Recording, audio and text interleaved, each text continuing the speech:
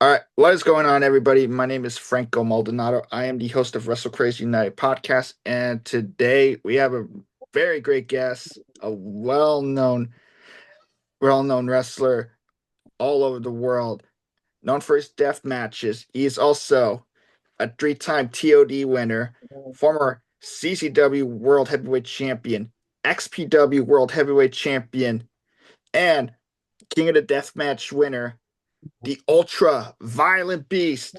Masada, what up, dude? Going down. Thanks for having me. How you doing? All good. How's everything been for you, man? Sweating my ass off, staying busy. Because you were telling me like before we got everything said, you were working on your workshop for your business. That's what I'm in right now. So yeah, it's 107 degrees right now in Texas, Uh, and it feels like it's uh, probably 40 in here, but it's good because I need to start losing weight, get back in the gym. nah, I actually, it's like 103 out here, but I ain't dealing with the humidity. That's the only part. The humidity is the fucking worst. Like seriously, well, 3 days ago it wasn't that hot, but literally it was just like drenched, and it wasn't sweat. It's just like the humidity is fucking nasty. Yeah, I get you. All right. Oh, Well, really. yeah. All right. So, Masad, the way I always start all with all my guests is I always start how I discovered them. You know what I mean? So, Masada, you came on my radar through when I was in college. So this was 2016, and I just got back into wrestling a year before that. And one of my friends said, "Oh, you starting to like the death match scene? You got to see this match." And he put a match on for me to watch, and it was your match in Japan for Freedoms against Jun Kasai in 2012. Forgot the name of that tournament's called, but it was in the finals. And I was like, "Holy shit, these guys go nuts! What the fuck am I watching?" Yeah, okay, so the tournament, that's Pain's the Limit. Yeah. Was that the one with uh, no camp and the plain yes. glass and the gusset board? Yeah, okay. Yeah, so that was the third year tournament. So like there's history behind that one. You have to watch the first one, the second one, and the third. But that's the big final one. So the first year Okay. Pain the Limit, I won it. Um actually won it, and it was actually against Kasai in the finals. And then the second year, Pains the Limit, it was Kasai and I in the first round, and I beat Kasai again. So then the third year, Kasai said either if he didn't win the tournament or if he didn't beat me, then he was going to retire from deathmatch wrestling. Oh shit. So if you watch those other two matches, those other tournaments, like you'll see, which you don't see often now because a lot of people don't know how to wrestle, but there's a lot of counters and counters and counters. There's more wrestling based. But the Yeah. first round, it's good stuff. Okay. I definitely gotta look back into that. Like some of it's on YouTube, but then I have to go on like either Daily Motion or something like that. All right. Well, that's pretty cool. And then after I got into that, I started to watch more of your stuff because I was like, wait a minute, American and Japan doing a death match, and then I see more of your stuff. I got a hold of seeing CCW, and that was when I got to see those TODs. Because I'm not gonna lie, I really like Tournament of Death. That's like my favorite tournament, and then Those are I was brutal. yeah, and then I was surprised about one. I keep forgetting that one. That the one you won that in Europe. That was in Germany, right? That was Gorefest. Gorefest versus TOD. So it was CZW versus WXW. And that was in, I want to say either Frankfurt or Dusseldorf, Germany. But Oh, I can't think of it off the top of my head. But yeah, I won that okay. one. When you say Gorefest, was it like a heavy metal festival or some shit? This is like their version of a deathmatch tournament for WXW. Oh, okay. I was wondering what that name was. And then you have Tournament of Death, which is CZW. Then you had like XPW, which is like Killafornia, or Mm, IWA Mid-South, which is like King of the Death Match. You know, yeah. it's just that's their version of their deathmatch tournament. So it was both tournaments going against each other. Okay, makes sense. Got it now. All right. All right, we'll get more into that in a bit because I try not to go ADHD mode, you know what I mean? Like out of order and shit. Yeah, good. I mean, it is saying record on my phone, by the way. Oh, okay, awesome. Okay, so we're good to go.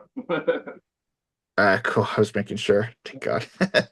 All right, so Asada, I'm gonna start off. The next thing is I always start the standard question off is how old were you when you found wrestling? Because like you being in Texas, there was like a lot of wrestling out there. Like, did you get a hold of seeing WCCW first, or like was there something else before that? Thing is, I got into wrestling when I was when I was 5 years old. Like ESPN used to like show World Class Championship Wrestling like towards the closing years. Oh, okay. Global, Old Mid South out of Louisiana. So the thing is, like going to kindergarten, when I would get out of school, like wrestling was always on, and then after that would be American kickboxing. But the thing is, I grew up watching that. AWA is another one I grew up watching. You know, like I knew what Nice. WWE was and WWF was, but I didn't have cable to watch those programs. But ESPN had wrestling on every single day. So Oh, wow. yeah, so I grew up watching those companies, and then was it Glow, Gorgeous Ladies of Wrestling, so Dang. early 80s. Dang, you got a good era of watching wrestling on TV, and then you said ESPN on with wrestling. I was like, what? Dang. Everything at 3 p.m. It was always a wrestling company on. They were always different. And then after that, it would be American kickboxing. So as soon as I would get Oh, out of school, that's the first thing I would watch. dang. Okay, because I did not know how 80s television works because I was born in 96, so I don't know. I'm showing my age now, so. Dude, I'm But showing the my thing is, age. so I grew up watching wrestling, and then like my mom discouraged me from watching it because she thought it was too violent or whatever. But I got out of wrestling, and I got more into martial arts, and then I started training in Taekwondo when I was age 11, and then friends of mine, like in church, funny enough, were still wrestling fans. And Yeah. the guys was Jeremy Lopez, and I don't know if you know him, but he actually got signed with WCW. He was trained by Dean Malenko. Well, my Oh, dark wow. match at WWE was against him, funny enough. Wow. Wow. So they're the ones that actually got me back into watching wrestling. Because, like I said, I grew out of it. I was more into like martial arts and K1 kickboxing and pride fighting. Oh, But wow. Like, because you bring up stuff like that with sports, like, did you do any sports growing up or through high school or anything like that? Taekwondo and I did kickboxing. That's what I did. Yeah. Oh, okay. Oh, nothing inside school or nothing like that. Cool. No, I honestly I hated school. I hated school because, like I was telling you earlier, it's like where I originally grew up from. It's just like it's a really ghetto city. So most of the time I was at school, I'd be getting in fist fights with people. So it's just how things were. Fuck, But I bet your guys' football games were wild because I know everyone says football in Texas is like a religion out there. yeah, yeah, it's crazy. Yeah, definitely. Well, they used to have like the big rival high schools, like Central High School and Westbrook High School. The funny enough thing is like Central High School doesn't even exist anymore after the hurricanes have hit the area. Oh, But it's looking more like a prison than anything. damn. Okay, I guess I noted what places not to go when I go if I visit Texas. Yeah, yeah. You never go to Beaumont, Texas when it gets bad. Oh, okay. All right, It's crazy. noted. The city used to be nice when I was a kid, but it was still like it had like gang violence, and now it's digressed quite a bit. It hasn't gotten any better, and there's like shootings almost every day. There's always some Uh, violent crime going on. oh, I'm sorry to hear that. Well, that's like Uh, I was telling you too. My grandma moved out to the country, just get away from all that nonsense. Yeah, that's why I'm like that. Like, I prefer living in a town life than city life. The city life, in my opinion, is just good to go to eat, shop, and go to events, and then after that, go home. That's it. Yeah, totally, That, totally. No, I yeah, totally agree. but exactly. All right, so did the taekwondo. You did a lot of combat fighting. Like after high school, were you actually thinking about trying to do that like more professionally, or like it was just like a hobby for you or anything like that? Well, the thing is, I actually wanted to fight in UFC, funny enough, but it wasn't like UFC is today. It was like an open tournament format, any styles like type thing. But like Yeah. I said, like, friends of mine like ended up getting me into wrestling. They were telling me about like the hardcore stuff and ECW, and then check out things from Japan. And it's like, oh shit, that caught my eye. That got me back into wrestling, intrigued me. You Oh, know, nice. bare knuckle fighting and MMA is pretty, pretty hardcore. But then we see guys getting thrown through fucking barbed wire and shit. It's like that's fucking nuts. You know what I mean? But that's like the thing Yeah. of psychology that's been lost. The whole objective of a death match is to hurt the other guy, not hurt yourself. Yeah. So That's understandable. All right. So then, like when you say it like that, like were you trying to find like a wrestling school to like get trained, or like how did that work? Because I know like the internet was barely getting up there. Like, did you have to look at flyers or go through like posters, anything like that? Or I don't know how that yeah, works. I mean, the funny thing is, so like, yeah, like the internet was like barely anything. It's like when, like, just to get on the internet, it sounded like it was like demon possessed just to get on, make all these weird sounds. Uh, AOL type shit. But the only school I knew of was like, you know, ECW school, like out of Philly. And I was watching WCW because they would actually show Raw and WCW. They were going head to head, but yeah. WCW always did like a second, showing of like the original Nitro. But I Hmm. caught a commercial for the Coastal States Wrestling Alliance out of Orange, Texas. So that's where I Oh, first started. And my original trainer was Steve Overy, who was trained by Buzz Sawyer. So like he was an oh, asshole. Yeah, he's yeah. That's why I'm reacting like that. Like I've heard Buzz Sawyer stories that he scammed so many people out of money. So that's why I was like, Yeah. Well, the crazy thing, I started thinking maybe Steve's full of shit because he would talk about Ken Shamrock. He would talk about all these people he trained with, like Lion's Den and stuff like that. mhm. And I didn't catch wind to this like recently, like one of Ken Shamrock's shoot interviews. He talks about training with Buzz Sawyer in running school and mentions guys' names. It's like, holy shit, he wasn't full of shit. But a lot of the stuff, like I learned, like Matt Wrestling and shoot aspect, that comes from them. Oh, So. okay. Like how old were you when it was when you did all that? Went into business March 8th of 1999. I was 17, Oh and I'm shit. Very young. 45. Yeah, yeah.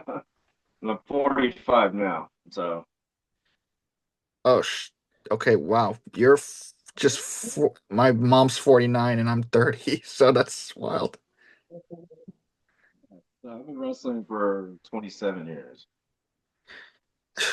That's that's a long time to keep up with that. Yeah, yeah, for real. So a lot of Uh, people are curious, like, how come I'm not walking with a limp, or like some of these guys whose careers don't last very long, but yeah. it's naturally tough, I guess. I mean that, and you must take good care of yourself if you're still able to do all that shit.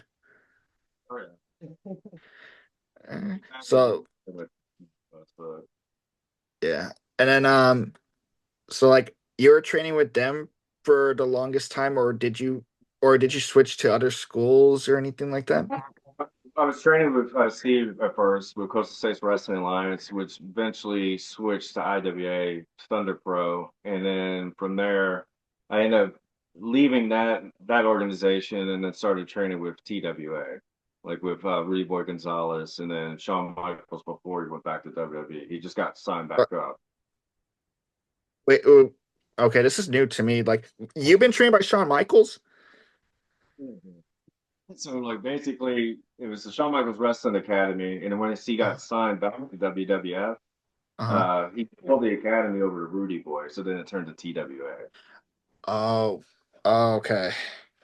I was like, when you say Shawn Michaels, I'm like, holy shit, one of the greatest wrestlers of all time, and you got to be around him. Damn.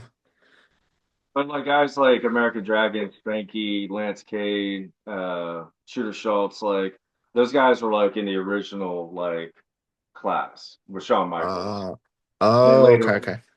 on, it was guys like Paul London, Hernandez, Chris Marvel.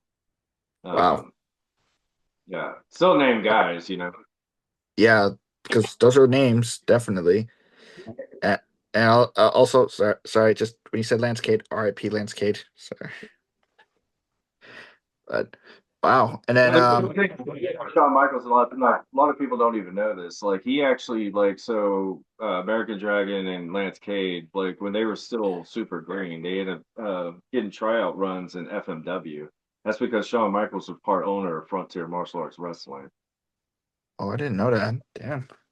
That's how they actually had that in. And that's also how, like, if you were a fan of FMW, that's how WWF was actually doing crossovers with like Ken Shamrock and Vader fighting there. Wow. Huh. Yeah, he had to end with that. Dang. Okay, And that's this is, how these guys that claim to be deathmatch wrestlers really don't know anything about history of like wrestling. So it's kind of yeah. irritating. No, and I get you, dude. Like everyone, it's always, I always learn by don't judge a book by its cover and all that shit. So I know what you mean. All right, and then so after training, how long was the training for you until you were able to like debut in an actual match? Well, the thing is, like when I trained with the Coastal States Wrestling Alliance, like I debuted like I think less than like 3 or 4 months. You That's know, short. yeah, first pro match. Yeah, but I trained with Steve for probably about a year, year and a half, and then I started training with Rudy Boy. Oh, okay. And The then, thing was, I broke in, there was a lot of like wrestling like in Southeast Texas and mhm. Louisiana. Like actually, you know, guys like Luke Hawks. Like I came up with Luke Hawks. You know, he's from New Orleans, so we did a lot of indies. Matt Johnson, um, you know, Steve Southern, who actually he wrestles for New Japan now under a different name. Um, I think it's Steve Anthony or Kevin Northcutt. Oh, okay. Kane, to name a few people. But a lot of people Yeah. I came up with Steve, like I worked with a lot of guys from old Mid South, like from that territory. It's a lot Oh, of old wow. heads. Okay. Do you feel like that's why you had a little bit of that old school mentality then compared to what this current mentality is at the moment? Definitely. Yeah, definitely. It's like coming up for those with those guys, like they protected the business and like basically they were snug on everything. And even coming up with Rudy Boy, it's the same thing, you know. Like you're working with Hmm. guys like Hernandez, who's just a legit killer, you know. You chop the skin off your chest and then rib the hell out. You know? Yeah. Okay. Wow. And then, d- so, Wrestling now because everybody's pussy fight. okay. All right. Well, I mean, throughout the whole time after this, like, were you only mainly wrestling locally in Texas and Louisiana at the moment? Yeah, at that time I was, yeah. And then when I started training with Rudy Boy, I started branching out into San Antonio, the Dallas area. Uh, Then started working in NWA Wildside, Ring of Honor. I went up into the Northeast, and then Florida with Major League Wrestling. Like I was out on their very first show, oh, and was wow. ultimately working for Ring of Honor and actually doing tryouts with TNA, which was NWA TNA at the time. But Yeah. what ultimately ended up getting me into Japan was working for Ring of Honor and MLW. And Charlie Akaiki was my agent. He's the one that actually got me overseas, who actually was Um, good friends with people. okay. I wanted to ask something just to sidetrack before we move on. When you say Ring of Honor, was I know everyone does not like this guy so much. I'm just gonna say just the initials RF. You worked around him, did you? Yeah, yeah, I worked around all Um, right. okay. And then when you found out about the incident, like did you felt like you wanted to get out of Ring of Honor or you just didn't want like to deal with them ever and like that? I mean, the thing is, like when stuff like that goes down, like basically he was out of the company, you know. Uh, And ultimately, I've never seen anything like that, like from him, you know. mm, So I'm always skeptical. Like I'll believe it when I see it. You know what I yeah. mean? You know, I don't follow the ways of like what other people think. Like I have to see it firsthand. You know what I mean? Because I've done that Okay. before. I actually misjudged somebody, and it's like, that turned out to be all fucking bullshit. You know what I mean? Okay. Yeah, because I've heard stories when that came out, a lot of people either left or did not want any part of it anymore, and they just moved on to other companies and stuff. So like, I didn't know how it was Well, for you. That's why. the thing is, when all that came out, like at our best was the event, and you still had guys. Sumo Joe was there, CM Punk was there, Homicide was there, Colt Mm, Cabana. mm. You know, everybody. Like no one left. You know. Oh, then Jesus. So why did they put that online then? That was kind of weird then. You can't believe everything you read online either. But I can tell you straight up, like nobody bounced or walked out on the promotion. You know, Oh Rob wow. decided he left, Kerry came in his position, and that was it. Okay, so then I guess I learned learn one thing. Don't listen to so much dirt sheets then. No, half the time it's all bullshit. Like I'm telling you flat out, it's most of it's fucking bullshit. Because even Okay. with the thing with rap, there was actually no charges that ever got pressed. And Mm, everything that ended up coming out to light or whatever turned out to be like, oh, bullshit, fucking setup. And Rotten, funny enough, was I was talking to him, this was years ago, but he was like, I always think Gabe said RF's up. And I was like, what do you mean? He's like, because Gabe was the money mark. He was the money guy. And he was always freaking out, like, is his money at hand? And Rob is the owner.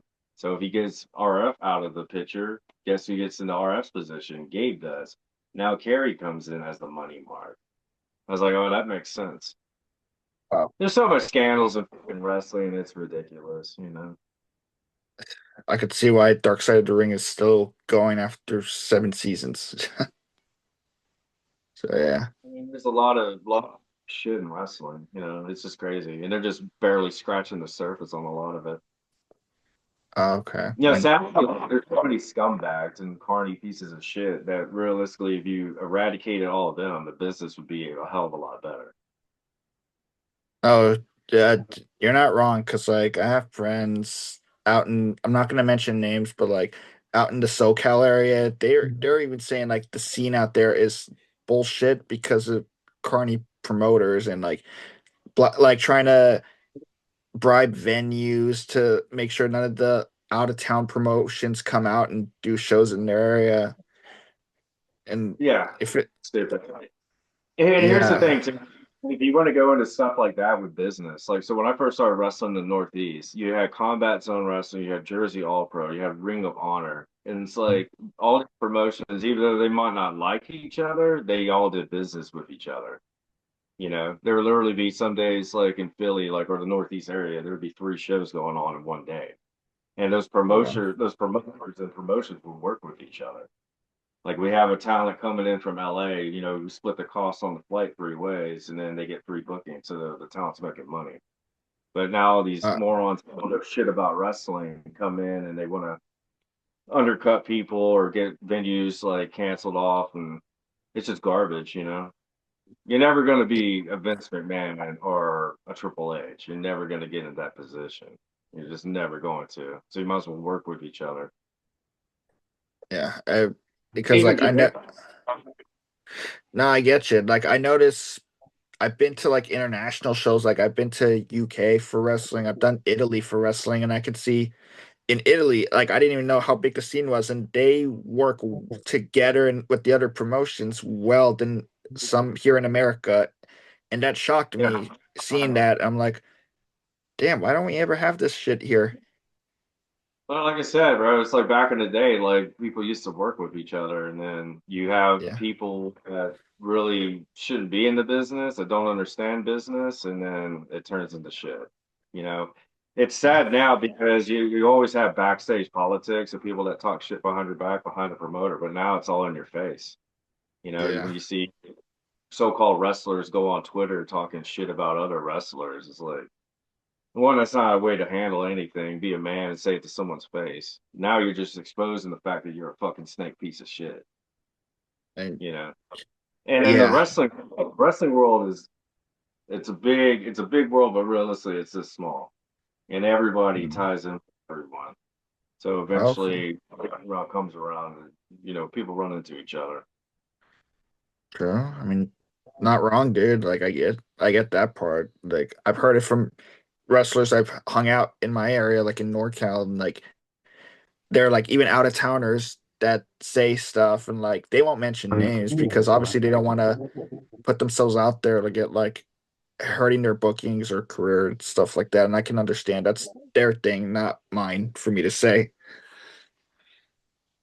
But I tell you, even the thing like with going on with like the cancel culture bullshit, like that shit's fucking so stupid to me. Like wrestling has always been a tight knit fucking deal, almost like a mafia. And if someone's a piece of shit, they get blackballed. Like basically, yeah, you'll still be on the show, but you're gonna get your fucking ass kicked in the ring, and you're gonna get your ass kicked in the locker room, and we're gonna take your pay. So eventually, you just won't even show up. And that's old school. That's how things used to be dealt with. But But people putting mean tweets out there and just the cancel culture thing is the most pussyfoot thing ever. dang, I can understand because when you say you have that different mentality, which you got brought, then other people's current mentality is like social media, and people just bring up more with the social media aspect than like trying to like have a mutual face-to-face conversation, talk it out. Well, the thing is too, it's like most of it, yeah, it's just you don't you don't go get face to face with someone and confront them. Like you handle it like a little bitch. You know what I mean? So like I've seen guys get their asses kicked in the ring. I've seen guys get their teeth knocked out. I've literally seen like promoters not pay guys because they did something fucked off, and it's like, yeah, you're getting blackballed, and then pretty much done. Oh wow. Wow, But that's that's old wild. school. To come back, there's more policing than wrestling, and then these new generation of pussies that are like, oh, that's gatekeeping. It's like back in the day, if you were good, you got booked. You know what I mean? Be on the show. But if you Yeah. weren't any good, you weren't on because you're exposing the business. So. Okay. I can understand. All right. So, and then you've had a lot of the bookies, like you said, NWA Wildside, Ring of Honor. Then you had that tryouts with TNA. You got to work WWE, and then already one of your the one match that aired is coming back on like recently, and it's become viral because it got tucked on Chris Van Vliet's interview. Your match with Right. Maven, Yeah. We're like 23 years later and it's getting fun. I can still talk about it. yeah, because I was like, how? Why is I don't I never understood why everyone brought your matchup because, and then I see like you're there for like it was a tryout for Heat, right? Right. They always expect like I would say like what the current contract WWE wrestlers to make sure they beat the guy that's not contracted, like job tab. You're you to job out, but you didn't do a lot of the stuff that jobbers would do. Is you showed offense a lot. Right. But So that's just like, like how it came up. I mean, it came up through the old days. It's like, and I get why Maven did what he did. At the time, I didn't because like that's how I would get heat on the indies. Instead of like oh, pinpointing, working a fan and like, shut up, blah blah blah. This is TV, and I was still mhm. green. But I would do that. I would do enchilada pins, and I probably should have told him beforehand. But realistically, when we structured the match out, we didn't have much time. Like he was busy. He had something going on with his mom, and he apologized several times about it. I was like, no, family comes first. Handle things. Yeah. Make sure she's okay. So Mm. early, we were curtain jerk. We were the very first match on the Sunday Night Heat taping for Raw. Uh-huh. And when they aired it on TV, they actually moved it to semi-main. That's how good the match actually was. Oh And here's wow. another thing that I'll say, and I'll put myself over on this is like my name has always been Masada in wrestling. It's never once Yeah. changed. Even doing Hmm. tryout matches, WWE tried to get me to go under my real name. I was like, no, it's Yeah. Masada. Even with TNA, Ring Uh, of Honor, and everything. okay. And then about your name, because at first when I saw the word Masada, I thought that's a Japanese name, but then I remembered as a teenager in high school, oh, there's a Masada mountain in Israel. I was like, where did any of those did that come where you got the name from, or you just said, oh, I like Masada, it looks cool. Well, the thing is, like, my dad is actually the one that came up with the name Masada because I was trying to think of a name, and then like I very anti-systematic personality. That's just how I am. You know what I mean? But Yeah. I always like the story behind that. It's like basically like it's called like a Hebrews. Like basically, the Roman Empire couldn't figure out how to get up there, and once they did, instead of being enslaved by them, they committed genocide. They killed themselves or mass suicide, I should say. And that's just kind of how I am. My personality is, even with wrestling. That's why I've never tried to fit into the mainstream. I'm going to do whatever the fuck I want. Okay. I mean, oh, that makes actually That's how I am, dude. okay, because no, because the way because I see how you like you wrestle and how you come out, and then even when you talk, I could tell how you're just yourself. You don't care. You don't give a shit what anyone thinks, and you got that no fucks given mentality. Yeah, pretty much. And even like the thing is, like I remember, which never really got talked about too much in wrestling, but I remember like when the Branch Davidian compound happened in Waco, like everything that happened with the government, with the ATF, and yeah, it was fucked up, man. The government's not your friend, and that's just kind of like, like I said, anti-systematic. Don't fit in the norm of things. Oh, okay, gotcha. All right. Well, all right. So you've done a lot of the trouts for like big name companies, but like with them, like you never got anything back out of them, like after doing your matches, like no feedback or any callbacks, nothing like that. Well, the thing is, when I did the Raw taping, Michael Hayes actually came up to Maven and myself. Like Maven was explaining like the stiff shots, and I was like, "No, I totally get it. Like, apologize." And Mhm. then Michael Hayes came up to us. He's like, "Maven, that's one of the best matches that you've had." And then he tells me, he's like, "Kid, like, how much do you make on the indies? Like $75." And at that time, I was making like maybe 30 to $50. And Oh he's like, from shit.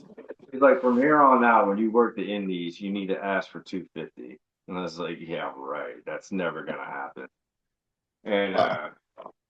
but the thing is, he's like, what are you doing tomorrow? Because they had SmackDown. And I was like, well, nothing. I was just scheduled for today. And he's like, well, you come to Houston, I promise you, I'll get you a match. And out of 15 guys that were there at Raw, the same Mm. 15 went to Houston, and only two of us got dark matches. And it was Jeremy Oh. Lopez and put in the dark. Oh Everybody wow. else sit it out and do catering. So that's where you have like smart ass fans that want to talk shit, like, oh, that's why they never brought him back. That's bullshit. The feedback is that I got from WWE is they like my work, but they wanted me to get more toned up, and because at the time I weighed 235. But I was like Uh, drinking Nitrotech and Celtech, which is basically water retention weight. And oh, the okay. crazy thing is giving Maven a lot of props, but like Maven, like seeing him in person was like jack shredded. Then when you see him on TV, you can't really see that fat on. Like Yeah. pretty fat. So it's just crazy. But basically, they told me to just get in better shape, like what you need to do, and get on the hunt of like what we're looking for. I got more feedback from them than I ever did from NWA TNA. Well, But the thing is too, so after doing that, I went back to NWA TNA for another tryout. Nothing came uh, of it. Got no feedback. Not even a thank you for being there. I was like, fuck this. And Bill Behrens was the one that was setting those up, those tryout matches for me. And Bill's actually the one that got me on with WWE as well. With oh, okay. but the thing is, basically at that point I got tired of going up to Nashville or Tennessee where it is. And it's like, screw this. And I already had in the back burner of like trying to get a job in Japan. So the funny thing Mhm. is with me, it's like basically going from Ring of Honor, NWA TNA tryouts, Wildside, WWE, and then going straight to Japan doing blood and guts wrestling.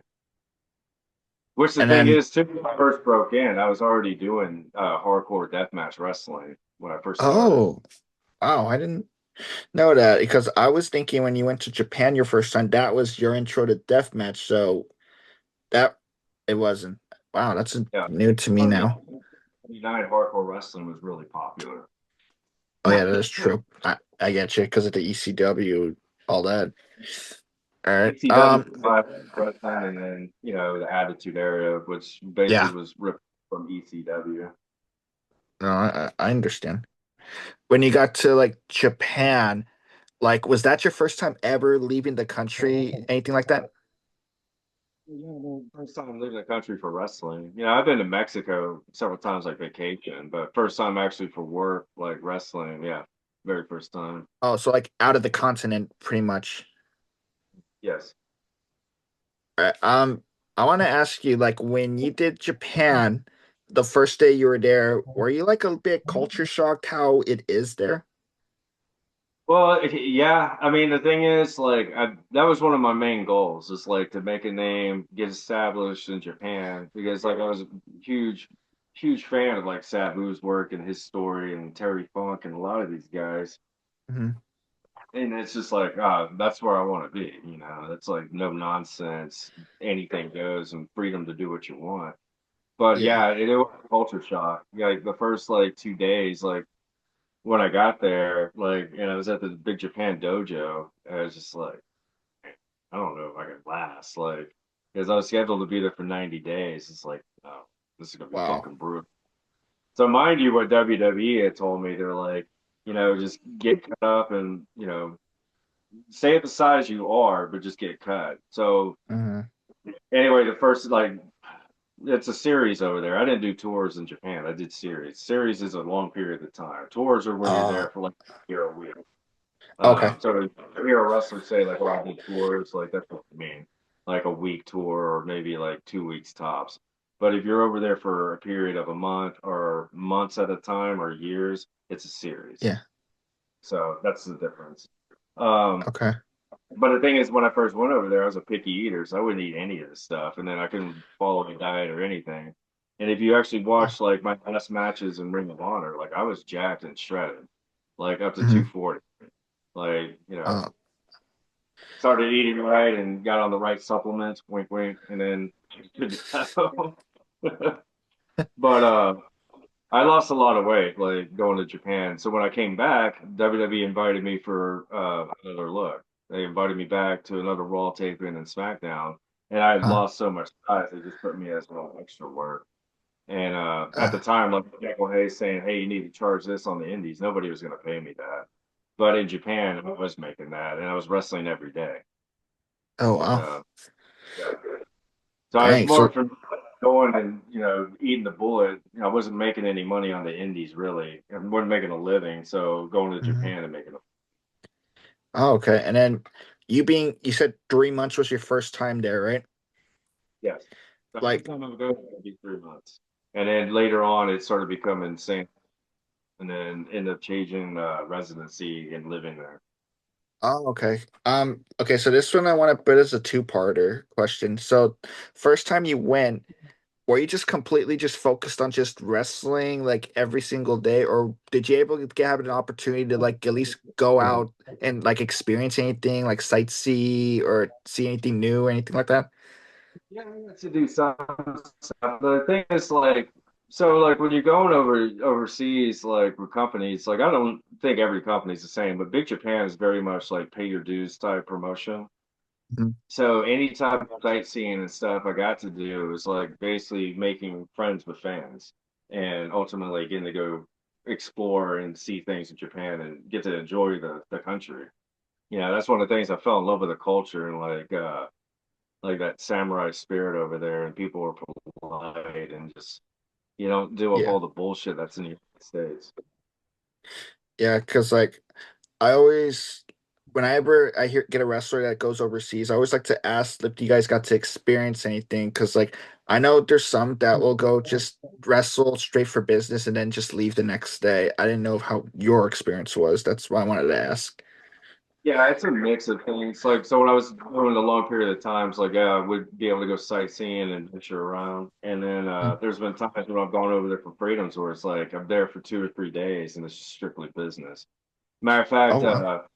I hadn't been to Japan in almost 10 years, and I just went back recently for their deathmatch tournament. And uh, me and Marina actually won it, so that's cool. I'm the Yep. only American to win two deathmatch tournaments in Japan.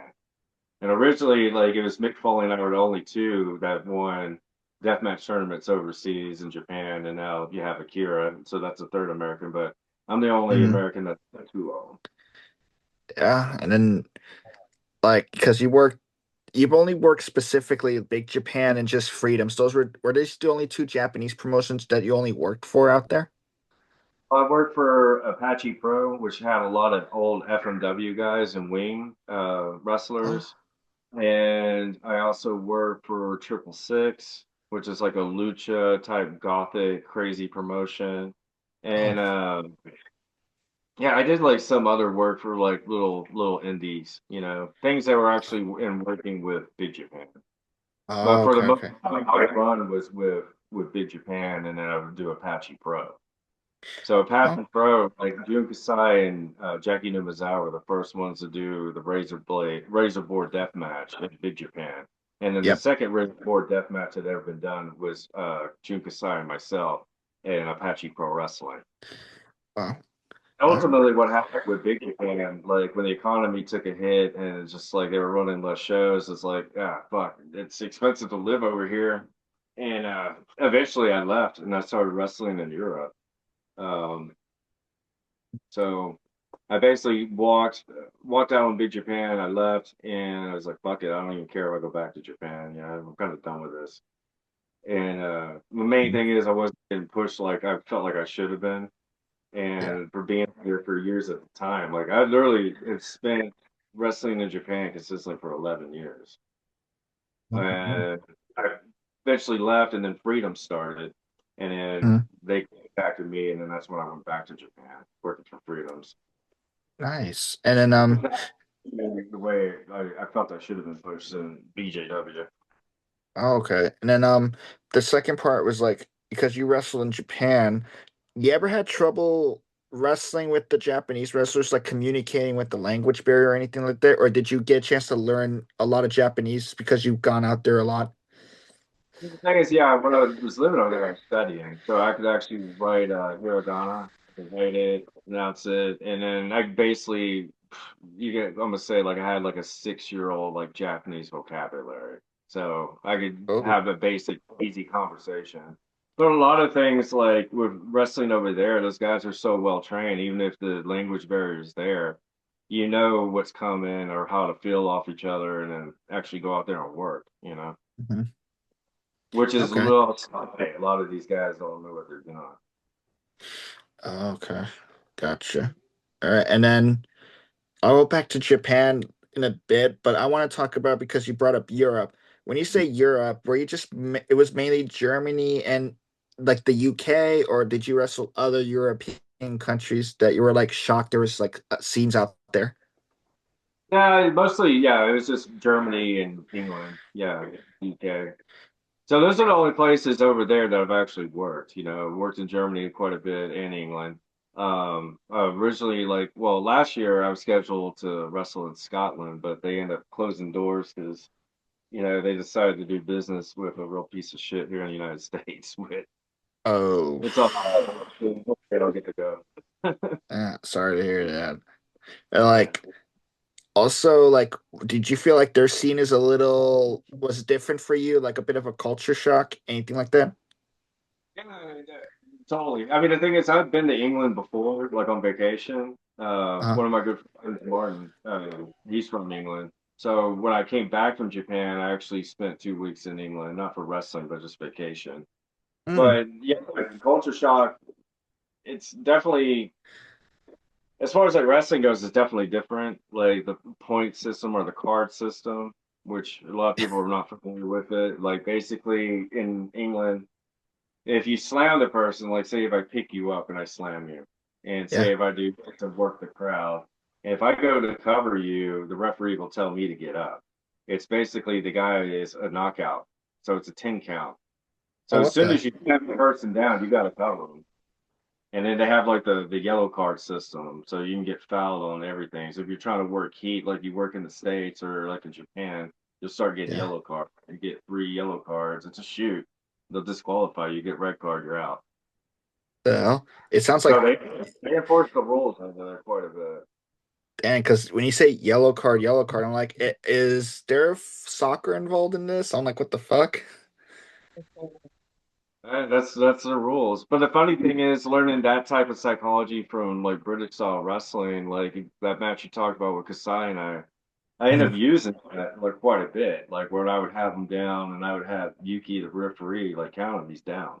Or like when mhm. I power bomb him through the pane of glass, it's a knockout count, you know? Yeah. So here's the false finish. He comes up and it's like, oh, he's still alive. And then here we go. I cover him 1, 2. He kicks out. Another false finish off of like one move, and then hit a Death Valley driver 1, 2, kicks out again. You know. Yeah. So Got. it's just tricky. You got to watch all 3 matches because you'll see points where basically we start kicking out of each other's finishes. Like it didn't Mhm. make sense because in the first year I beat him with like a Regal Flex, which I call the Skullfucker Buster. Mhm. So in the third match, I hit him with that, and he kicks out at 1 because he's already been hit with that so many times. And Wow. that's back with the psychology of boxing. Like if you're Mhm. boxing, you get hit with a guy that's like strongest punch and knocks you out, and then you keep getting hit a few more times in other fights, you build a tolerance to it. That's the psychology behind it. Oh, wow. So that's the thing Yeah. too that bothers me with like the wrestling scene now. It's like there's no psychology, especially with the deathmatch scene. It's mostly glorified backyard wrestling at this point. Mhm. Okay. And then, well, since you brought it up like that, like when you look at the death matches you done way back then and compared to like the current stance of death match, like how do you see it more? Like, do you feel like you would want to take on the death match wrestlers that are like young against you, or like do you feel like you don't want it to feel like a spot fest, but you want to feel like there's actual wrestling with the death match, if that makes sense? The thing is, like the majority of the death matches I did in Japan and even the United States, there were rivalries. So there was a reason behind doing them. You know what I Hmm. mean? Like I, when he was in Big Japan, would constantly kept beating me. You know, and they weren't Hmm. even death matches. Now when I come into Freedoms, we're in a death match tournament. Now I'm gonna beat your ass. You know, because I fucking have weapons to do so. Or Yeah. even like in Apache Pro, he beat me in the Razor Board death match, but there's already that rivalry of going head to head with each other. Like Hmm. best way I could put it, like fucking like Mike Awesome, Masada Tanaka, you know, that Hmm. American Japanese. Yeah. Or even CZW, like Danny Havoc at the time, go rest his soul, but he was a top guy, so I'm coming in because I'm going to show I'm the fucking man. You know what I mean? Like I'm taking that Yeah. belt. I can work circles around you and more well rounded than anything you got. You know, so that's Hmm. the attitude. Gotcha. All But right. And now then it's like I got guys like they cut each other up, and then next thing the match ends and they're hugging and taking pictures and posting on Instagram.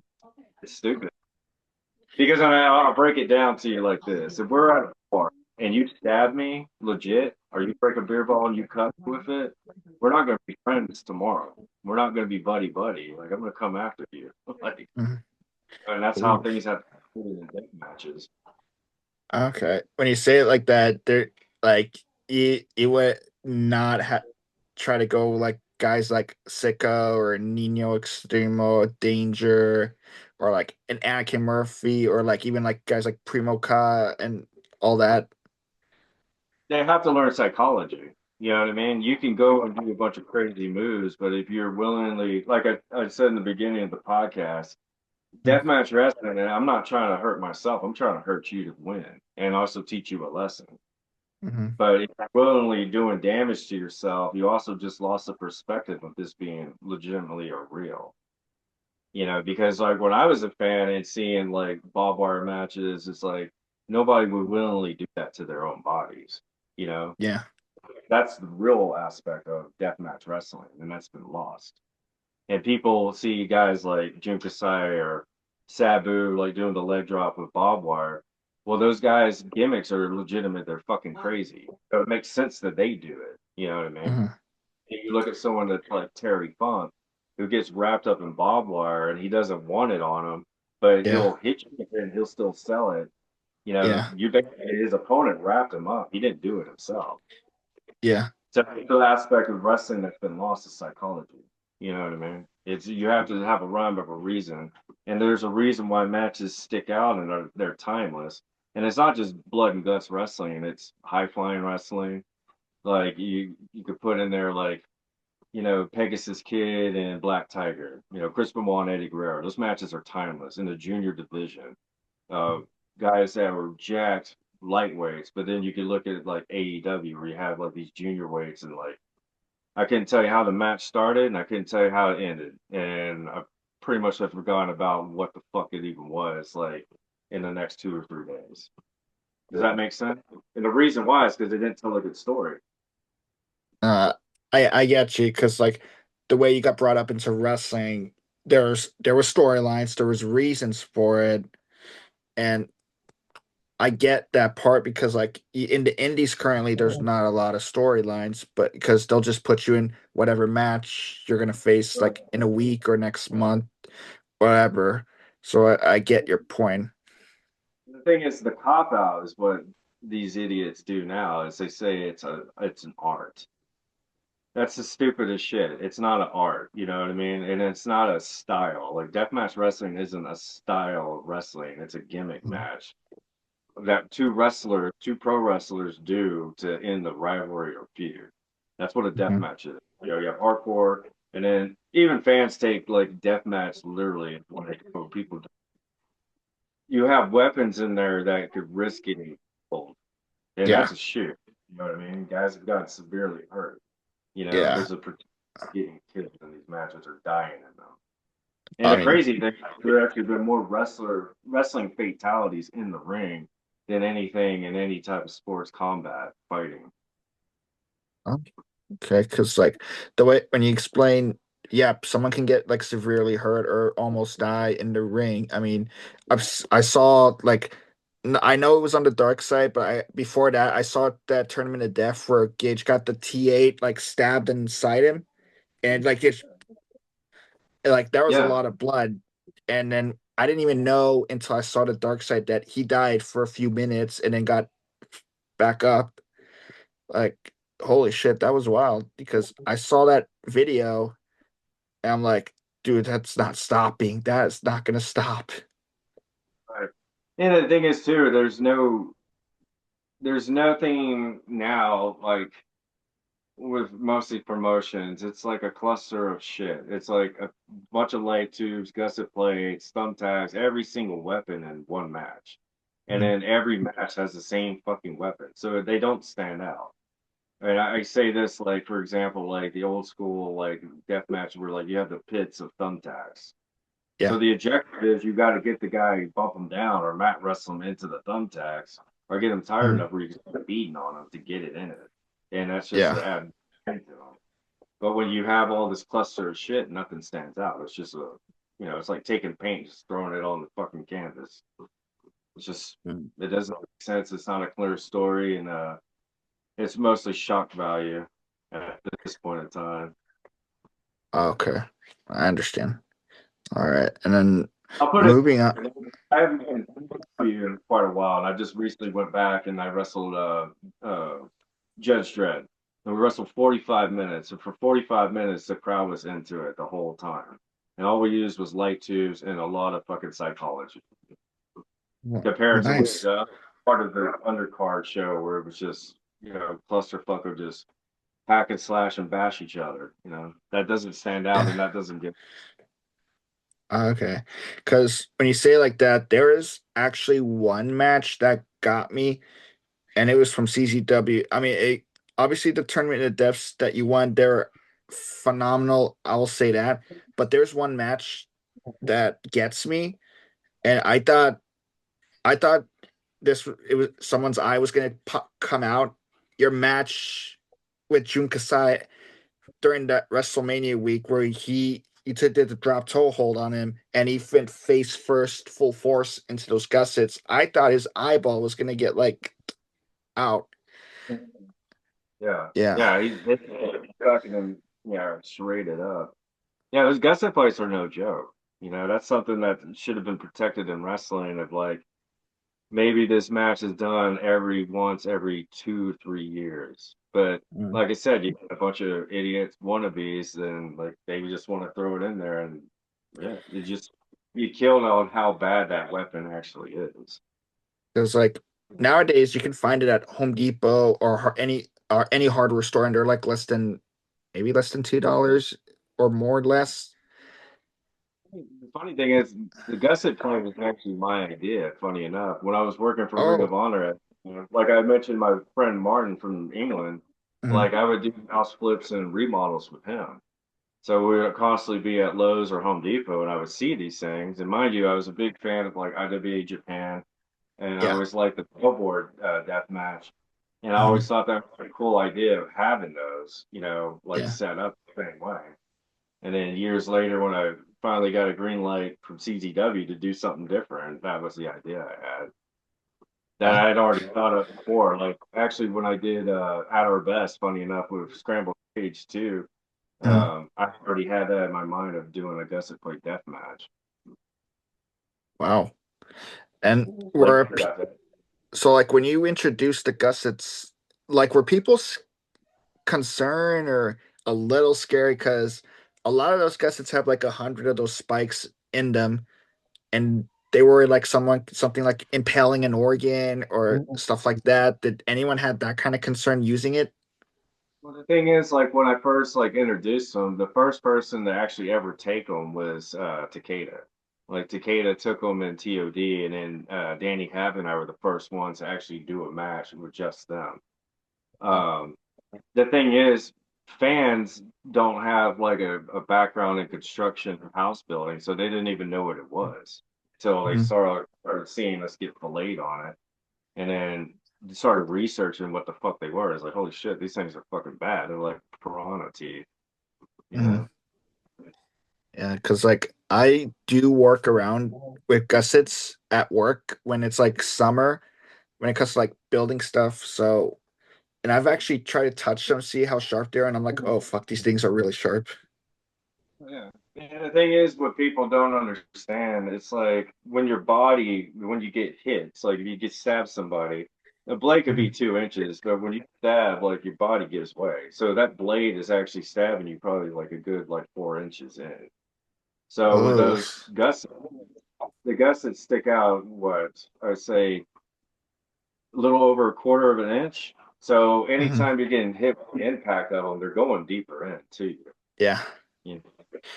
Okay. But the thing is, Like. with those, like they go deep into you. But the thing is, Mhm. there's not a overkill limit of like light tubes, where light tubes have no Yeah. limit on how far they stick in you. I literally have a piece of light tube that's stuck under here that's like cutting into like my pec right here. At some point, I need to get that cutout removed, and that's been in there for years. And I didn't know about it until I recently got back into shooting. Shooting an AR-15, and I was like, what the fuck? Like that hurts like hell. And then, yeah, there's a piece of glass right there. Oh shit. Couldn't be from. I'm pretty sure it was like from Japan, like from working with Ito. Like one match, he kicked light tubes into my chest, and I didn't go to the hospital. I just stitched it up. So I think that's what it is. It Eh, shook down. wow. So like an X-ray would not pick it up at all. No, I can tell how many times I've literally cut the glass out of my body. Sometimes like it'll heal out, and sometimes it won't. Like I Okay. literally when I wrestled GCW, the NGI, the last one I ever did for them. Like I got filleted here, and the glass was actually all the way up in here. And I was Oh. driving, I literally just put my arm down. It was hitting the bone in my forearm, and it was Ah. so I could actually shift the glass out. I ended up taking a razor and cutting it out and pulling it out. It was about that much. You guys do not try to go to the hospital and get those removed at all, do you? Well, the thing is, anytime I get, here's another thing with wrestling. It's like promoters will book you the most craziest shit, all right, and then Mhm. you do what they ask, and it's like, hey, I need to go to the hospital. They don't want to pay the bill. So it's like, Yeah. well, fuck 'em. They don't want to take care of me, and like anytime, like majority of the time. That's another thing, like why I left Big Japan. Because I was getting constantly fucked up, and I was like, "Hey, I need to go to the hospital." Like, fucking, I got meat hanging out here, and the cut's like 4 to 5 inches, and they're like, "I'll just glue it." And they're like, "Fuck that," Like, I know how dirty this bus is. Like, so I would just start suturing myself up, and then that got to a period of time where I just got tired of it. I got cut here, my forehead, and I had to get cauterized, internal stitches and external stitches. I think like 15, and Oh. I literally had to tell him like, "Hey, this is flapped open and it's just pissing blood. Like, and Oh. you got to take Damn. me to the hospital." Was So that I like, don't but blame him. was that like the way you explain all your cuts and gashes? Is that like your worst ever gash you've ever gotten? I would say that one, which really sucked because that wasn't even a televised match. Like, stupid enough. Oh Uh, boy. so I got fucked up on that one. That was really bad. The one at NGI, that was bad, where it's like, yeah, I felt how deep that went. That it literally cut into my bone, and like it's time to call it a night. I need to go to the hospital, and That's I had to get the back of my shoulder stitched up as well, and mm, you know, fucking eventually glass was still in it. Once the stitches healed up, like how to work that out, but mm, yeah, it's rough, oh, man. I bet So it because kind like of goes into the thing too. What I was talking about like before, earlier we were talking about with these assholes online, like, oh, for a hot dog and a handshake. It's like, motherfucker, like you're out of your fucking mind if you think I'm going there and doing that shit for fucking nothing. That's yeah, just yeah, ridiculous. There are some idiots that nowadays that do that because they're not good, they're not wrestlers, and that's how they think they're going to be a name or whatever they may think. I don't know. yeah, I didn't have that mindset. Like, if I wasn't any good, then I would be really timid of even getting in the ring. You know what I mean? yeah. I understand. All right, and then because you brought up with CZW with that, I want to bring up one match I thought I liked from you in GCW was the first ever show, and it was the NGI. Your match, honestly, I thought it was the best one in that first round. Was your match against Corporal Robinson? That was a great match because honestly, because the way how Corporal was back in the day, he was really like in shape, but he was a not in shape in that one, and nothing bad to him. But you guys put on a great first round match, and like what were you think? What was it? Well, how was that match with you and Corp? Like, did you guys like you guys faced each other before? Haven't you? Right? We had only faced each other one time before, and that was for King of the Death for Enron's promotion for RW Mid South. And the second match that we had at NGI was way better. And the thing is, it's Yeah. all about structuring matches. Like Mm, I think the thing is too, it's like if you watch a lot of guys, if they're not working with me, they're working with somebody else. It doesn't really look good. But the thing is, like, I know how to put stuff together, and I know how to go off of people's weaknesses or make someone look strong. Make yeah. someone look. So a lot of my matches, like you watch the match where I have a corporal, you watch the match I have a hatred. The matches I have Danny Havoc. Danny Havoc was super, super like underrated. And as a Yeah. wrestler, honestly didn't believe in himself. And was like, I'm telling you, I've worked with guys that are under contracts on TV and you could work circles around these assholes. Yeah. Um, but a lot of people don't want to give anybody credit if someone's good or not. And that's another American thing, man. Like everybody puts doubt in your head and promoters put doubts in your head because they don't want to pay you and take care of what you're worth. But Mm. I'll tell people if they're good and I'll tell people if they suck too, like Yeah. but as far as Corporal, like that goes back into like I said, like structuring a match and then like going brutal, Mm-hmm. because the Because that, pacing is the timing's there, the selling's there, so it yeah. stands out, you know. Yeah. Because, like, you both put on a great match, and it kind of shocked me that that was his only time working with GCW. That's just that one show, and that's it. So that was like a I wow to think me. like it was really special because you had a mix of like the old school and the new school. And then everybody that was in that tournament were like legit fucking badasses, like grown ass fucking men. Hmm. It ain't like what it is now, which I don't know what the fuck it is.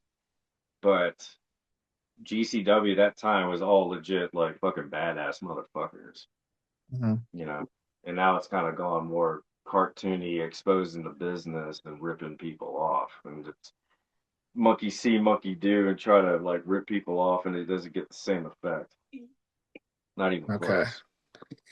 Because, like, by that time you were wrestling with them for the first few years, and then they had that, was it the Game Changer World something venue? They had their own venue. I forgot what it's called. I just heard it was something like that.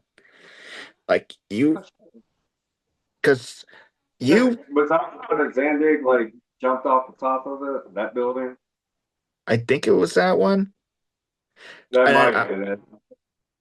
okay, because like the only thing I can remember from that was the cinder block match from Gage and Tremont. Schlack getting hung by meat hooks, which scared the shit out of me. Yeah, that is the building. Yeah, Yeah, and like I can't see meat hooks. Fuck that shit. No way. the what do you call it? Suspension. Yeah, fuck all that. I'm good. Because I when I saw, I I think you remember Ink Masters, right?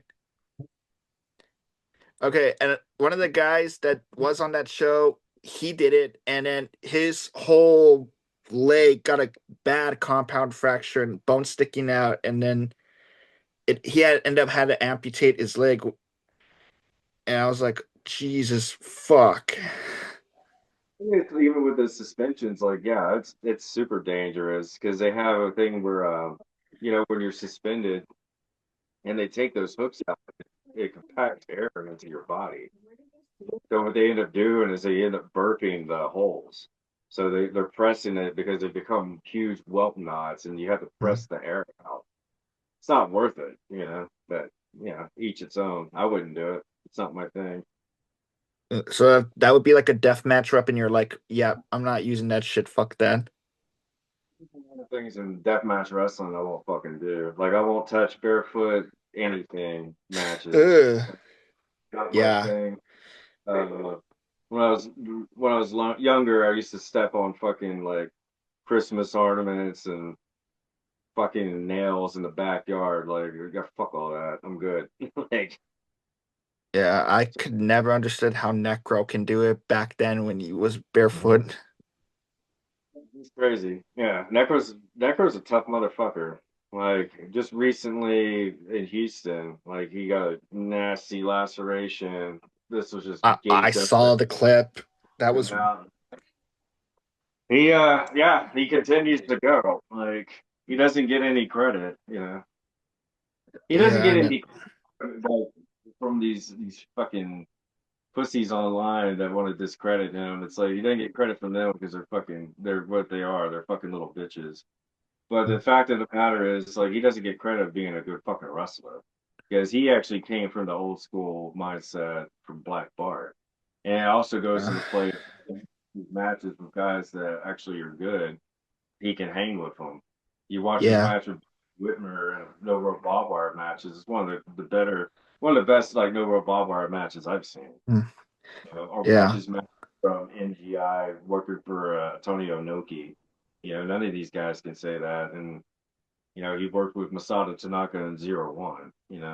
Well, But haters are gonna hate, man. And the reason why these little pussies do that shit is it's all politics. You have mm, to undercut somebody because you're a threat of them, because you can't hang with them.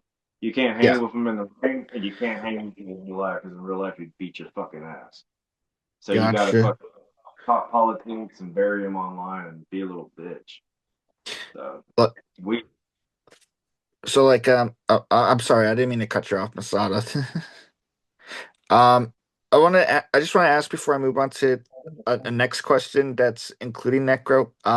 Did you get a chance to see his Dark Side of the Ring episode with him and Joe? yeah, I just recently watched it. Yeah, yeah. Like, what did you think, in your opinions, as a viewer? Well, I remember when that first like went down, like when he talks about leaving Japan, like we were just doing, he was doing tours in Big Japan.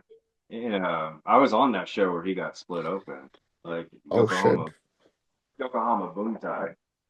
And yeah, he was already anxious about it because like it's came off more of a shoot than a work, It's more or less like, hey, he's cutting this promo, and like if I have to go fight him and go fucking handle up and beat his ass, and that's what it is, or get my ass kicked or whatever. But that's literally Mm-hmm. what his mindset was when he left Japan. It's like it's gonna be a shoot, and a lot of Yeah. aspects was a shoot and ended up turning into a work, which Yeah. happens a lot. Matches that make the best matches, in my opinion.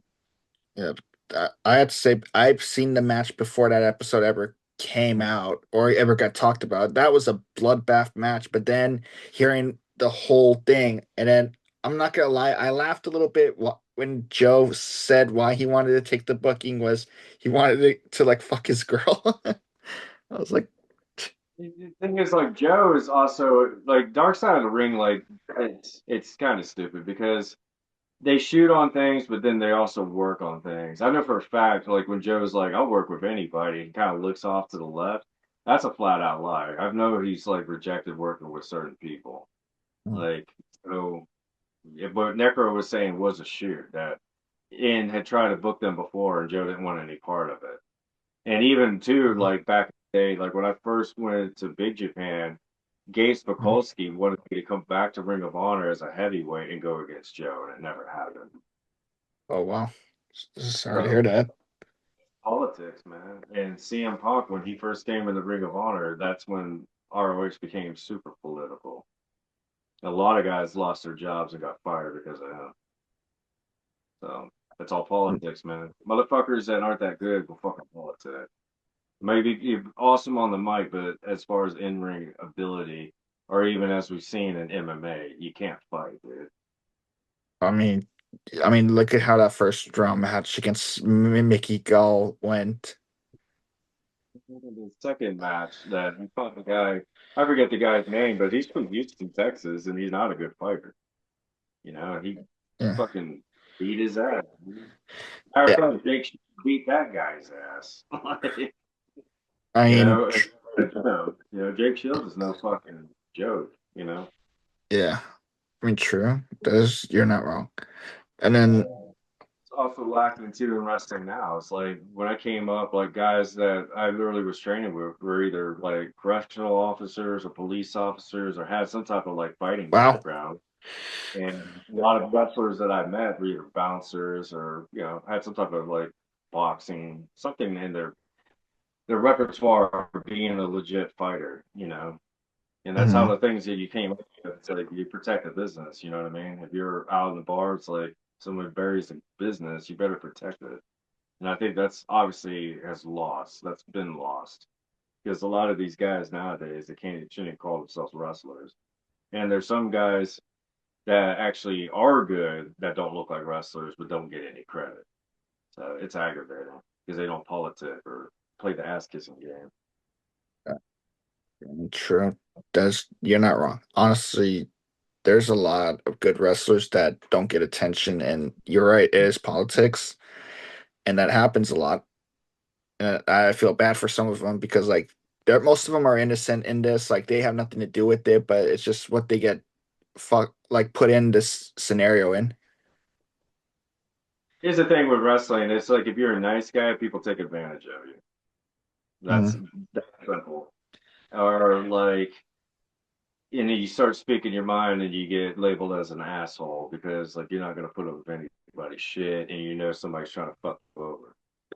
That's like a okay. lot of people don't like Loki, but Loki's actually fucking good for business, and he's actually a great guy. You know, you ever get one-on-one time with him, and he protects the Mm, business, and he's one of those guys that can handle his own outside the ring. That's what you want in yeah. wrestling because he makes And it then, legitimate.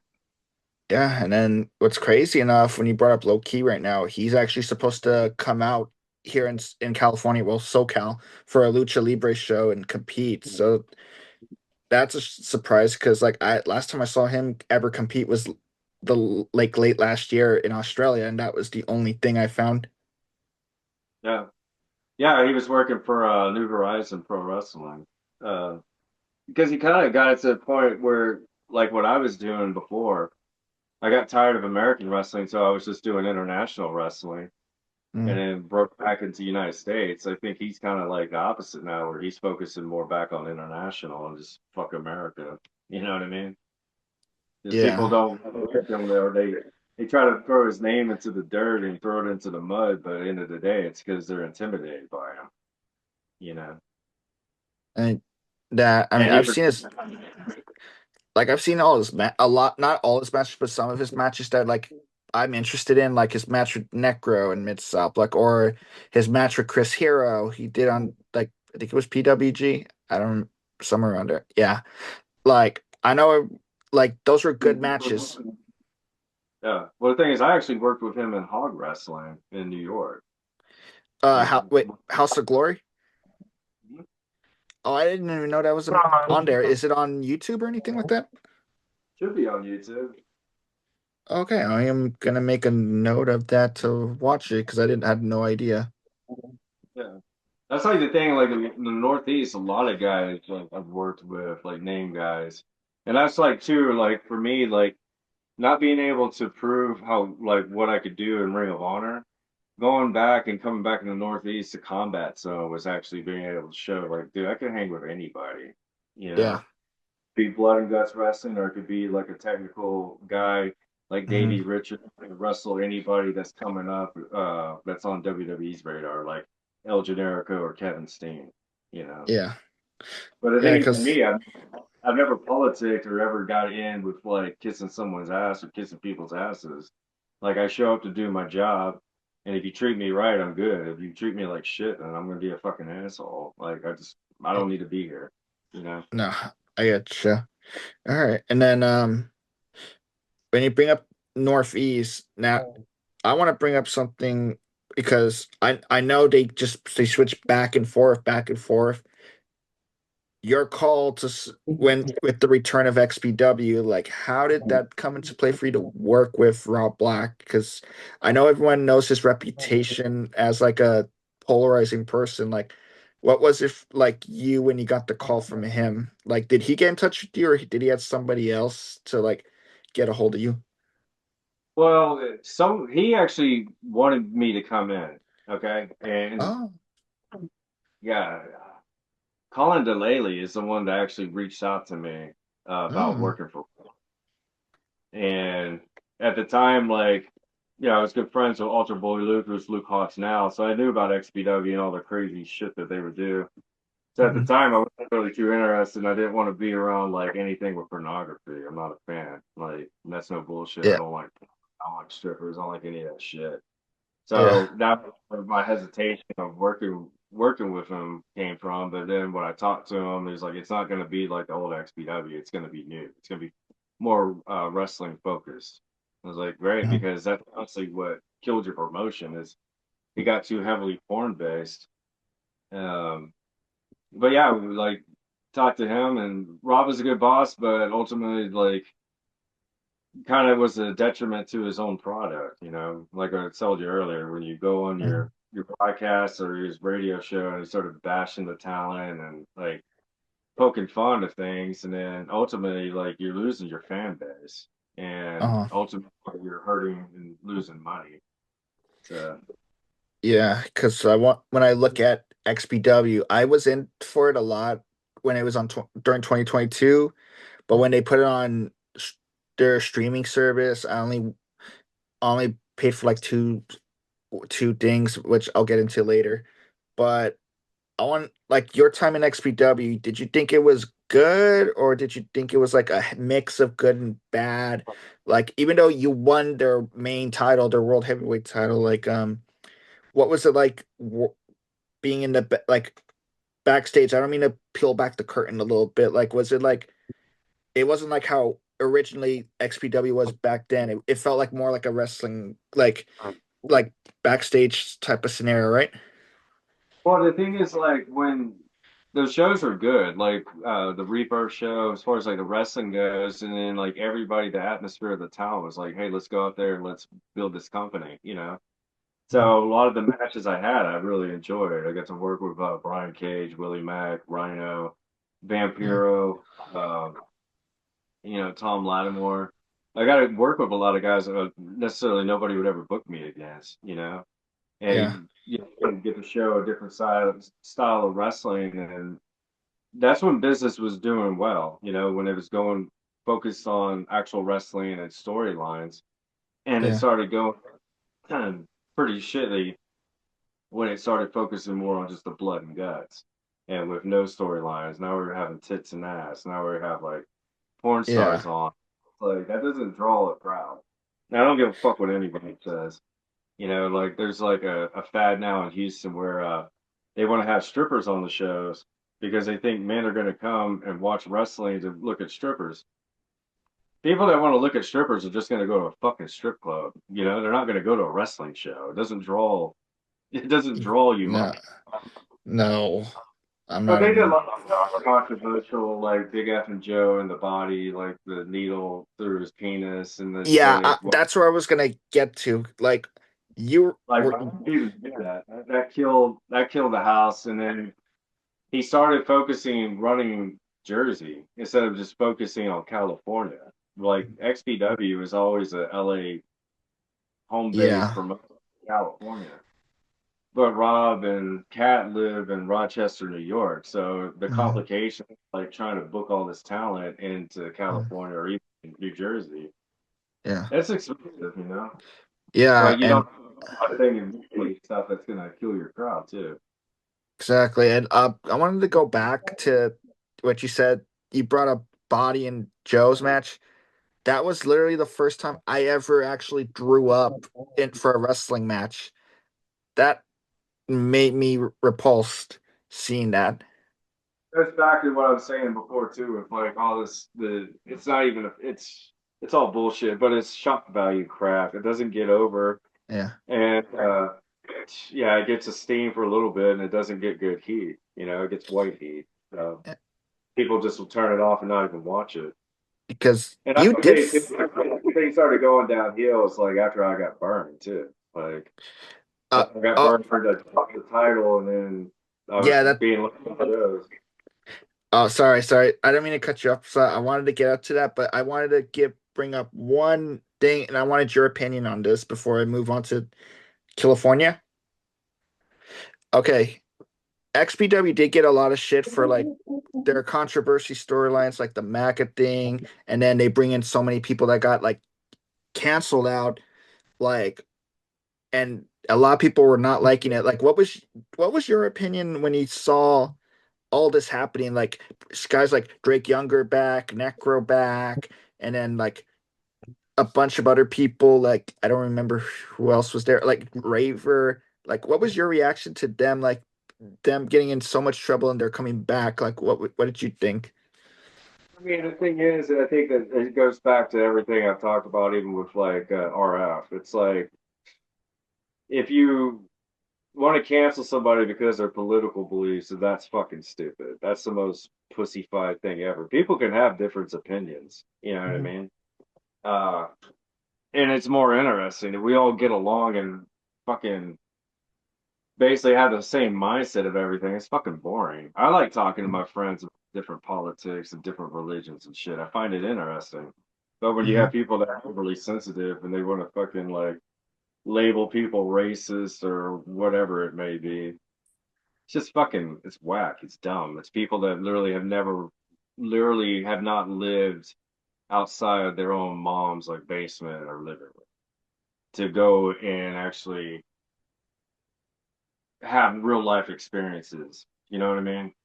Where Yeah. if you live on social media, you live in a fake bubble world. And then, Hmm. like I told you before, like some people talk shit about me, and it's like when they see me face to face, they instantly apologize. You know, and it's not even me coming at them threatening. It's like, hey, dude, you fucking fucked off, and that's bullshit. And you could literally could reach out to me and talk to me if you want to, and I'll tell you what's up. And then Yeah. once you get that reality check, it's like, dude, I'm fucking chill as shit. Same thing with Drake, and same thing with Necro. Who gives a fuck about their political beliefs? They think somebody's going to do better for them in their future, then that's the whole reason why we even have the two-party system, which ultimately is all bullshit anyway. You know? Yeah. Okay. I'm Like, more in, I'm more independent thinking than anything. Yeah, I've been yeah. labeled homophobic, transphobic, racist, and it's like that's pretty shitty because I have friends that are trans, I have friends that are gay, I have friends that are black, and it's like, where's that come from? You know, because some asshole doesn't Yeah. fucking know. Yeah. Is what Like, it. the thing is, like, I do have friends who are gay as well. I have friends that are like likewise how you said it, and like we can open up and say really fucked up shit or crazy shit to make each other laugh or get on our asses, but we don't get like pussy fitted or nothing like that because we've known each other for a long time. The thing is, like, I still say things that people don't like, but it's like you got to understand my time frame of where those words come from. They don't mean what you think they are. They're Mhm. slang. They're joking. I've worked blue collar jobs majority of my life. You know what I mean? And you break Mhm. each other's balls. So, Yeah. but you get offended over words. It's just to me, it's so stupid. And it's just weak minded crap. And also that goes back into like breaking into the business before.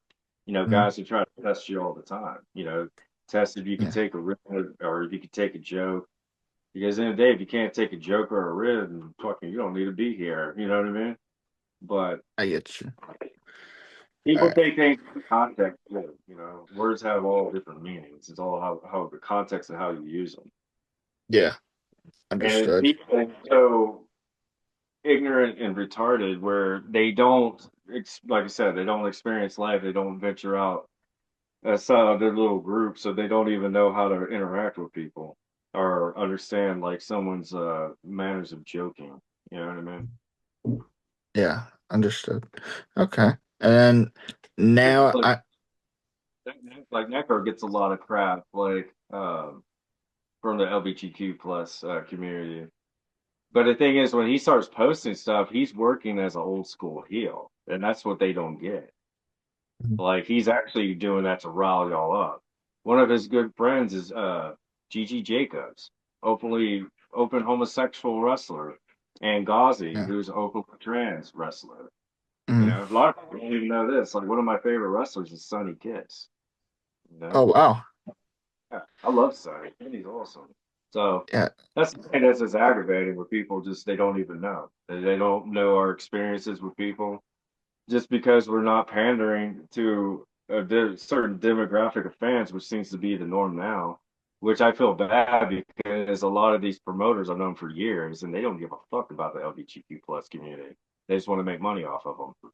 So they'll Mhm. swing and wave their rainbow flag, but at the end of the day, they just see dollar signs in it. That shit pisses me off because Yeah. you're exploiting That's money. You act like you're a caring person, but realistically, you're just a corny piece of shit.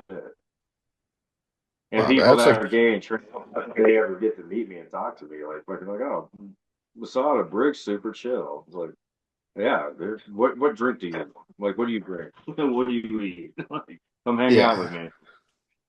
Oh, for reals. And that's a good way you actually put it, Masada. Like that's something like some people would not see in a person like yourself be like that, but then they go up to you in person and they see a way different side than what people say online and shit. And you pretty much clear Right. that up, and I really like that. Appreciate that. Well, here's another thing. Like, I just work for Pride Wrestling Alliance. Like Yeah. Ghazi's like my little sister. I love Ghazi, and I met a lot of wrestlers from the LGBTQ plus community, and everybody's cool as shit. But also, what Mhm. I explained to them, I told them, it's like a lot of people try to use it as like a hall pass of like just because you're part of this community, then you could be a bad person and hide behind it. Meaning, like basically, there's snakes Mhm. in all walks of life. So just Yeah. because you're a certain way doesn't mean I trust you or necessarily have to be friends with you. You know what I mean? Yeah. You have to prove that Yeah. you're a good person, you know? True. Then we're Uh, friends, then I like you. And yeah. that's True. everybody. And it's all walks of life, bro. All walks of life. Hey, 100% understood. All right. Now, because you brought, Bullying somebody because they're different. No, it's not. It's just yeah, keeping your guard up because some people are full of shit. true. True. All right. And then, now I can bring this question up because I'm sorry I apologize if I cut you off from that one because I wanted to like Hey, you're bring good. it. So I ordered Killafornia too, and even though it was like I forgot how many hours long, 10 hours, I don't know, but good tournament. But Come on, man. I think the tournament's still going on. no, but okay, A long great. fucking show. It was a great tournament, but I freaked the fuck out when I saw you do the fire spot. The first time you came out through the entrance, I was like, "Whoa, what the fuck? Why is there fire?" And I see you had this and the bottle, and then you do it again, and I'm like, "Shit, this is close to fans." The third time, that's when I noticed, like, "Holy shit, your face is on fire." You did not react or freaked out. You just like ran and you were like slapping yourself and like the fans were freaked out. They drew water bottles. Drake legit was freaked out, and I can see it in the camera. Like, what was going on? What happened in that match? Well, the thing is, so like it was a four-way dance, okay, Yeah. and boys in it. Arrow Boy does not speak good English. Love Arrow Boy, but we already had a match structured to go out there and go out and do what we're gonna do. Uh huh. And a certain person said the match needed fire, and Drake and I both fucking said, "Well, it doesn't." And he's like, "No, because my match is gonna have fire, so we need to build it up." And it's like it didn't need it. And literally, the entrance music to I can't remember who it was, but the music's already hidden. So I told the guys, I was like, "Hey, I used to do this in Japan, like we'll blow fireballs and just move out of the way." Mm-hmm. So the entrance music's hitting. I got Zippo fluid. I put it in a water bottle. I put it up to the sound guy and literally tell the sound guy, don't let anybody touch this. Period. Uh, Drake's music hits. First thing Drake does, he grabs the water bottle, takes a swig of it, and the sound guy's like, don't drink it, don't drink it. It's not, blah, blah, blah. And he's like, oh, that's not in this. Already poured it all himself and took a swig of it. And oh. he did that. I had to pour more Zippo fluid. So the whole bottle is already encased in Zippo fluid. And like I said, it was a rough spot. So Mm-hmm. when the first fireball, when I would do this in Japan, like it would be in a building.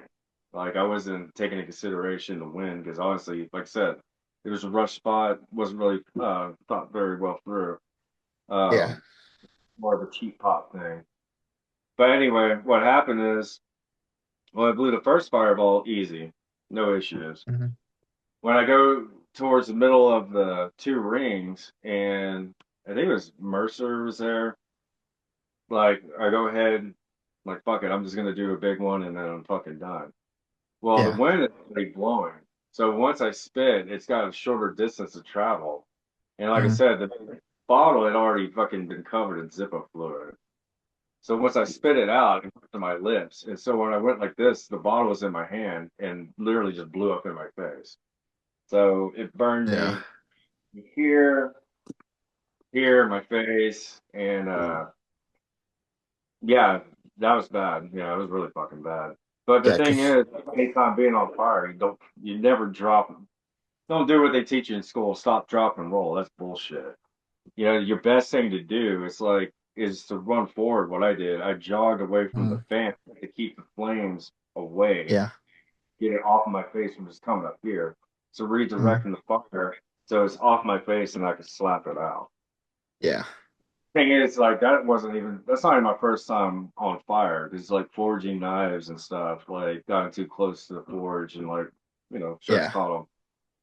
So your best bet is to you know one, don't fucking panic and freak the fuck out because you will get fucked up.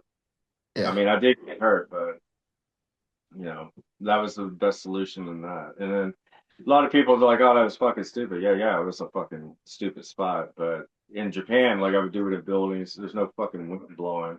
And Yeah. the things people don't fucking give it credit is the fact that I finished the match. Like I Yeah, you wrestled did. another minutes, and then like you see my hand here, like third degree burns, like skinned off all the Oh, way. yeah. So you know, that was a bad injury. I had to go to ICU in the burn unit, and even to this day, like my face is still affected from it. Like they told me in a burn unit, like you can never be out in the sun because you're prone to skin cancer. And then like they were like, "What's your job besides wrestling?" It was like I'm a metal fabricator. Like we can't do that either because of dust, metal dust will get in your skin or whatever. And Uh-huh. fuck my on my neck here, which I got to get that type of stuff or yeah, Yeah. if I'm out in the humidity, out in the sun like I've been, like my face just feels like it's back on fire. Like it sucks. Well, that's But wild. And that's when things started going downhill for me. Because at the time I had a guarantee with Rob. Rob was paying me quite well. And I mhm, was supposed to drop the well, I wasn't even supposed to drop the title. I asked a certain person who works for GCW now, who's a piece of shit to mhm, do me a favor, and he said he would, and he didn't. And I ended up having to wrestle Alex Colon and dropping the belt, which I wasn't even yeah. supposed to wrestle. I wasn't supposed to be in the ring. Oh, So yeah, because like that spot the next day, it went on fucking TMZ, and that was wild. And they showed the pictures of your like bandaged big time. And I'm gonna say this, and I don't mean to say it like this, but like I bet that hospital bill was not pretty. no, yeah, I never saw it. Oh, wow. Okay. Sure, it wasn't pretty. But that's like the thing that goes back. Like, yeah, TNZ covered it, and the thing is too.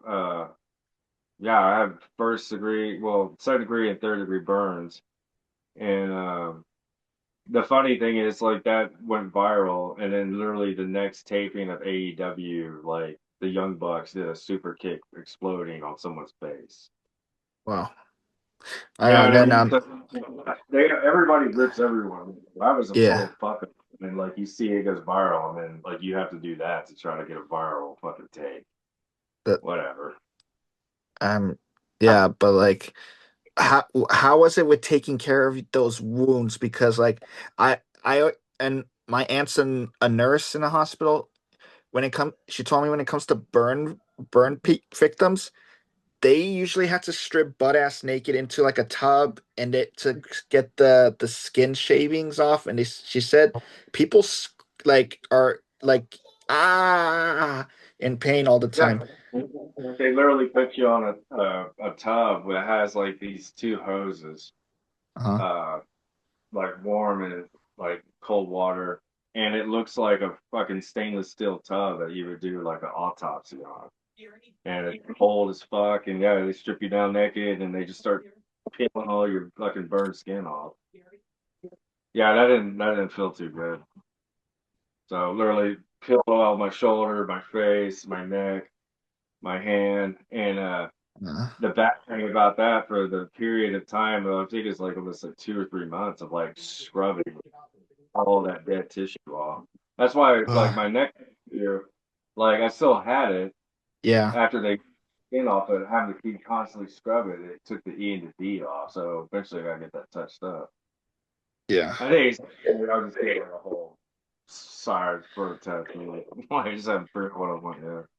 Like after that But spot and oh, here, like gotcha. back in like my face. So So like after all that happened, you're like never doing fire matches again.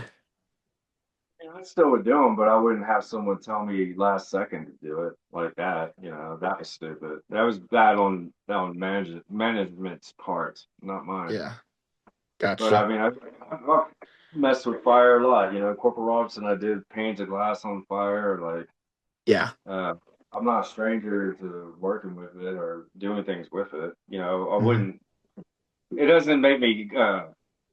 What's the word? Like shell shocked or gun shy about it. Like, I still would, but as long as there was a rhyme or a reason, you know. Yeah. Okay. All right. So, Masada, the next thing I'm gonna do is I want to switch us off topic from wrestling because I always like to do this with my guests. It's like I don't want it to be 24/7 wrestling and shit. Because obviously you do have other activities. You have your own business, which I want to bring up. Like, what got you started doing metal fabricating and for your business, Exiled Artifacts? What made you want to do it? Well, the thing is, like, before I even got into wrestling, like when I was 14, I got into like leather work and bone carving, and that comes from my mom. My mom's like super crafty, creative. Oh, So nice. I took tandy leather. Didn't have a lot of money, so basically things that you would buy at like the mall, like leather Hmm. cuffs and stuff, like really cheaply made. It's like, ah, this is Hmm. crap. I can make something better. So that's what got me into it, and then weaponry is from martial arts, you know. So I got into like making throwing stars, swords, weapons, all kinds of different stuff. And I like Hmm. different things, different cultures. I like bone carving. I like, you know, the Maori Islander artwork of you know, the tribal art, Oh, Native nice. American with like bone jewelry, you know, which ultimately is actually like a bone bead chokers to keep their Yeah. shit in their throat. So I've Ne- always had an interest in like different cultures, and people would say like primitive art, but it's pretty intriguing the backgrounds of different cultures. So one of the things So that like, got me, that's why it's called Exile Artifacts. It's not it's stuff that doesn't in the norm, and it's a artifact work, you know. yeah. So like, when it comes to you doing all your work, like, did you have to go to like a trade school to learn all this stuff or to like do anything like that? It's just basically just kind of self-taught, honestly. You know, Oh, learning wow. different things, metal fabrication or how to forge.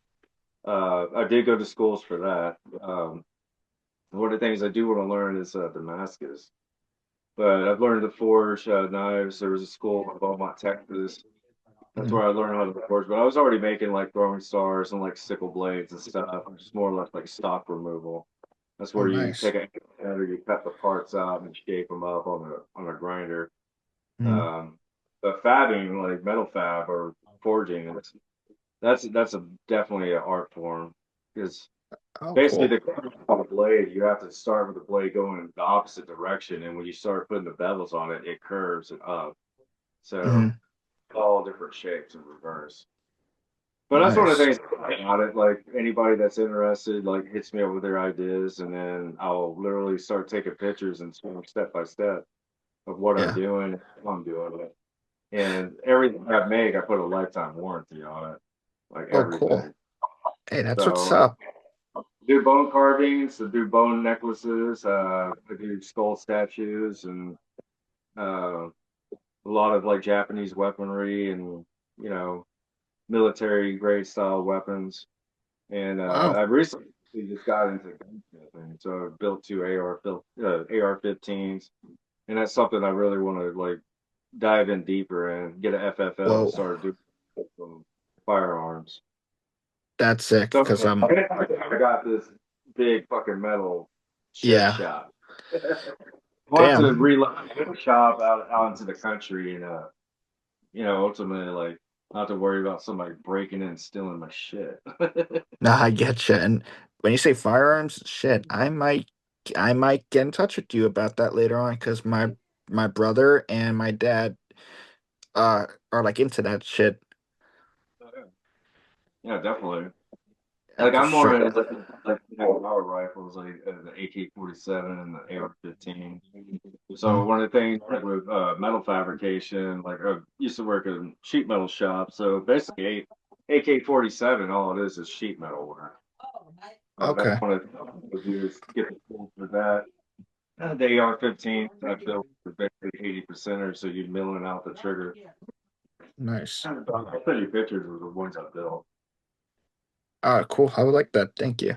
And then I always want to ask because I know you like what's the most expensive thing you've done that you've had a customer pay? Like, what's the most expensive one, if I don't mind asking? The most expensive thing that I've sold that a customer asked for was a Japanese katana. So that Oh was shit. $1,000.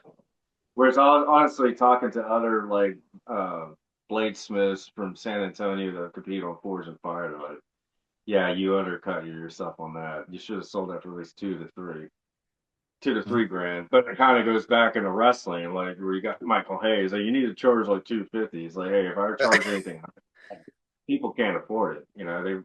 They might as Yeah. well go on eBay and go buy some Chinese Taiwan ripoff shit. And Okay, yeah, true.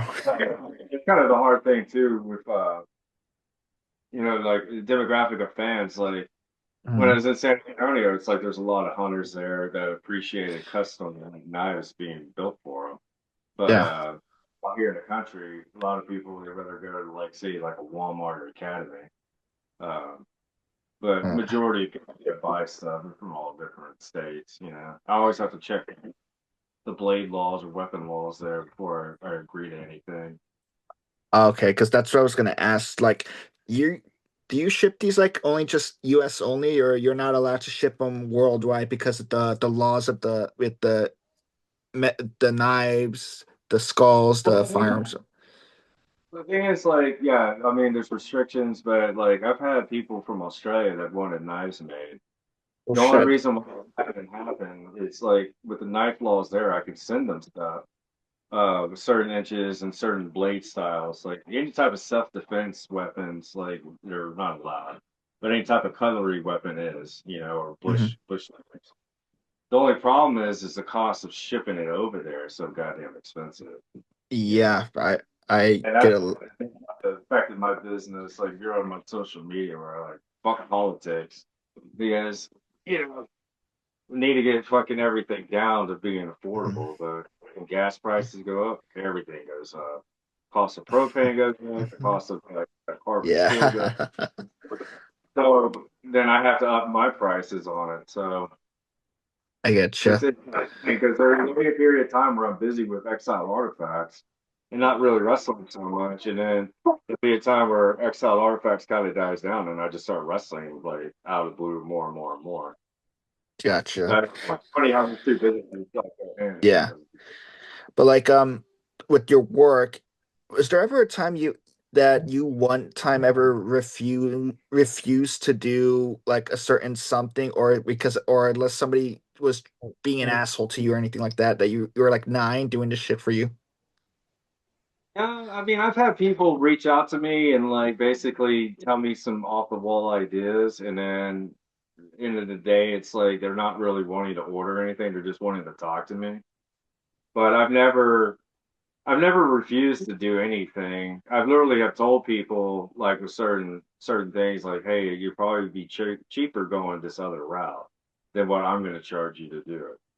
Oh. I've had people hit me up about doing like leather cuff wristbands for a watch, and I Oh. was like, you can go on Amazon and go buy that for $35. I'm going to charge you like 150, just for the leather work and just for my time. Mhm. So you might as well just go that route, if you Yeah. want something else. That's the only time I ever like refused to do anything because ultimately, like I know they could get a better deal going through someone else. Oh, okay. But like when you say how you charge by your labor or how much time you put in it and like what materials you use. That's how you charge and all that, and also with shipping if they're in another state. Well, I charge material, the cost of materials times by three. That's what I charge on that. And then when I get into the hourly, then I charge anywhere from like $30 an hour. And then if I know it's a really big project, then I'll tell them like, hey, this is going to be around like a $700 to $800 job. And I'm Mhm. kind of cutting my time on that, but it's something I really want to build. Like if you've Okay. seen, I did a war bat, like a club, Oh, I that's seen that. That's sick. spikes and the burn marks and had the Exile logo on it. Yeah. So the funny thing is, like years ago, I did an interview for PWI magazine. It was like the 10 questions with Masada type thing. Yeah. They were like, if you had like $500, what would you do with it right now? And I was like, well, I would go to Home Depot, buy some materials, and I'd buy make weapons out of them, and then I'd flip my money and make it fucking $2,000 or 3,000. So that's what I do.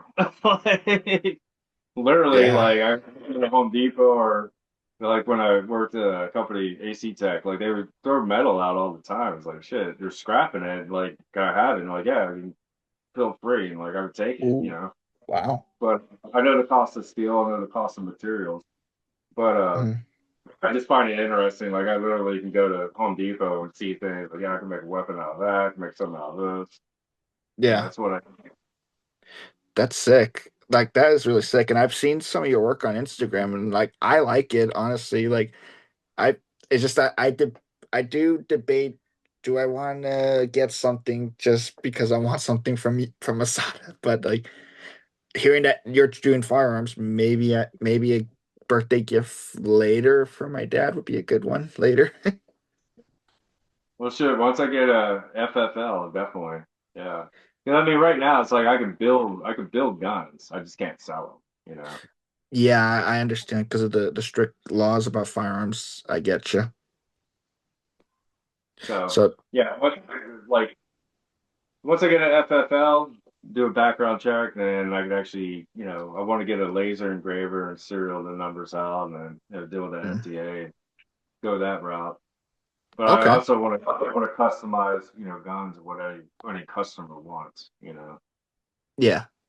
All right. But in a higher range of like pricing, obviously, given that it's firearms. But going on pricing with knives can go anywhere from the lowest end of like $250 up to like 8 to 9 to 1,000. It depends on what you want and how big Okay. the knife. And a typical Okay. idea, I'll tell the buyer, this is the cost of shipping, so they pay for the shipping, and there Mhm. you go. Okay. Wow, that's really good. And like with Exiled Artifacts, like it's just you doing it. Like you don't have no help, nothing.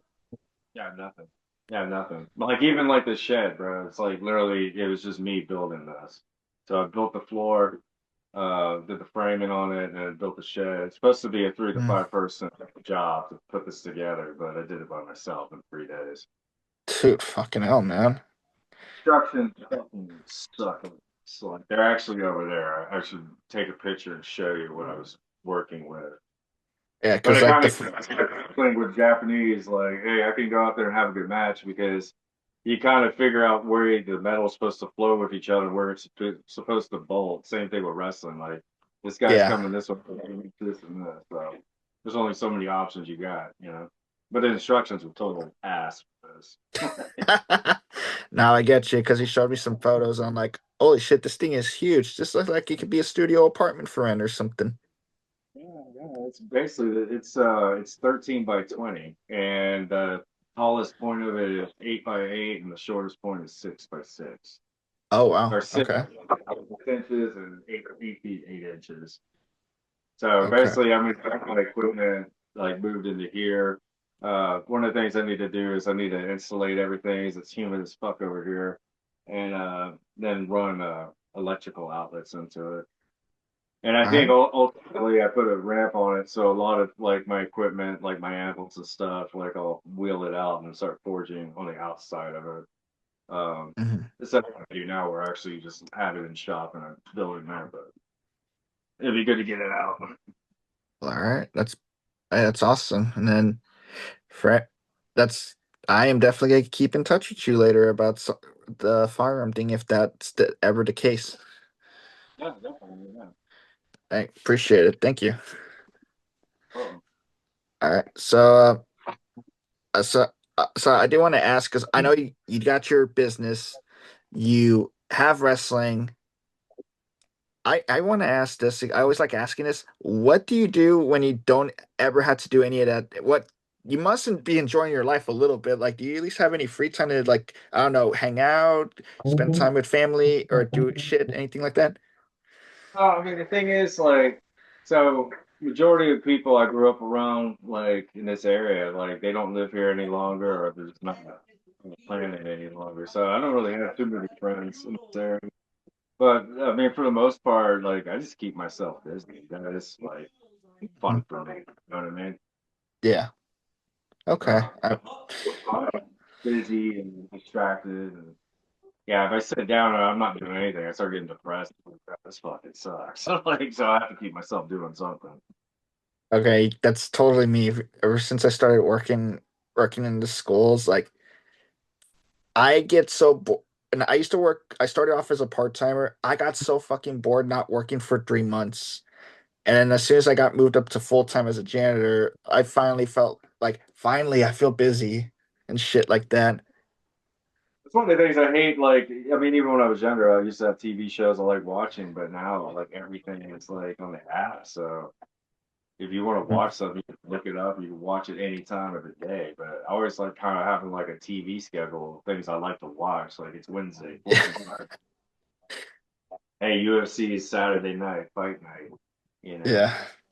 that's sort of the things I like to do. Is like I like to hang out and like watch the UFC and like get back to the I get you. And it's crazy. yeah. Can I tell you a funny thing? Yeah. So, okay, so because it being July, and probably this is gonna come out maybe in August. Sorry, it just spoiler alert to anyone. But this is the first time I've actually worked a July in like 4 years because every the last July, few Julys I would be out of the country going to Europe, and at that time I was with my ex, and I would be in like I've been to like 18 European countries already from it, which was pretty awesome. I can't take that away from it. No regrets, nothing like that. But whew, I always hear my friends say, dude, you just turned 30. Look at the shit you did before you turned 30. I didn't get to do any of that shit. You should be proud of yourself. I'm like, thanks. Yeah, yeah. I mean, that's the thing. Like, I've been around the world multiple times on someone else's dime, you know. And then the Oh, school system through it's just like you have asshole teachers like, oh, you're never gonna amount to anything. It's like I like proving people wrong, you know. Even like when I, I worked Maven and Sunday Night Heat, like it was in Beaumont, and that was a big fuck you to the city, you know. oh wow. Damn, I get you. Well, I mean, the only thing I cannot say is like I didn't go to these countries on somebody else's dime. This was all on my dime. Like you've seen the world, you know. Like that's cool. You get to learn how other people are and like how things work, and it's crazy. I didn't understand how much the United States plays a part in like international until like I started working in different countries. Yeah, When the economy takes a hit here, it affects everything. It affects every country. exactly. And then like I've been to like countries that were like my family freaked out saying like, "Why are you going there? It's a war zone." And I'm like, because I went to Albania, I went to Montenegro, I went to North Macedonia, I've been to Serbia, and like I've been to those places which not a lot of people in America would go to. I enjoyed my time there. Like all that shit they say on TV here, none of that shit ever came into play in person when I was there. Everyone was nice. The places were beautiful.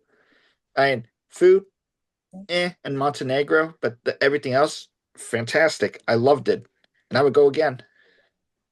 Well, that's like one of the things like with me, like I could put in perspective, like going and wrestling in Mexico, like Mm, hearing about how bad the cartels are, in certain cities like Juarez and whatnot, like mm, and Monterrey. Like I've gone there, and yeah, granted there's some danger there, but you stay mhm. avoid those areas. But Yeah, you know, I've always had a good time in Mexico. Like as far as like respect and business, Mexico is very old school with uh, how they conduct and protect the business. You know, if you're not any good, you won't be in the ring. You know, Hmm.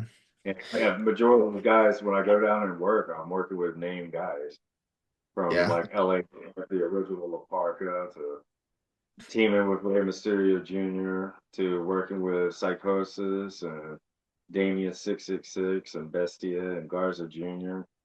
You know, Uh, that's actually sick. And like if you haven't seen that match, I've worked with gets rushed in a cage match, death match. That's on YouTube for MDA in Mexico. So have you ever worked and RIP to him, Beto Aguirre Jr.? You ever worked him? yeah, I was Okay. actually I was in Mexico when he passed. Oh, okay, okay. Gotcha. Worked with Silver King 2 weeks. Rest in peace for him as well. Like I worked with him in Laredo, Texas, uh, 2 weeks after he passed. Oh, damn, that sucks. I'm that really that's sad, but I get it. I'll try not to keep it under a sad note or anything like that. But no, No, I I mean, understand.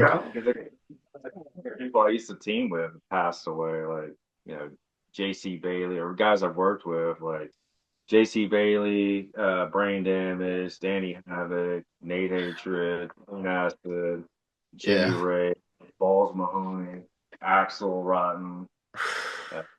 Uh, list goes on and on. yeah, That's why I yeah. gotta keep my.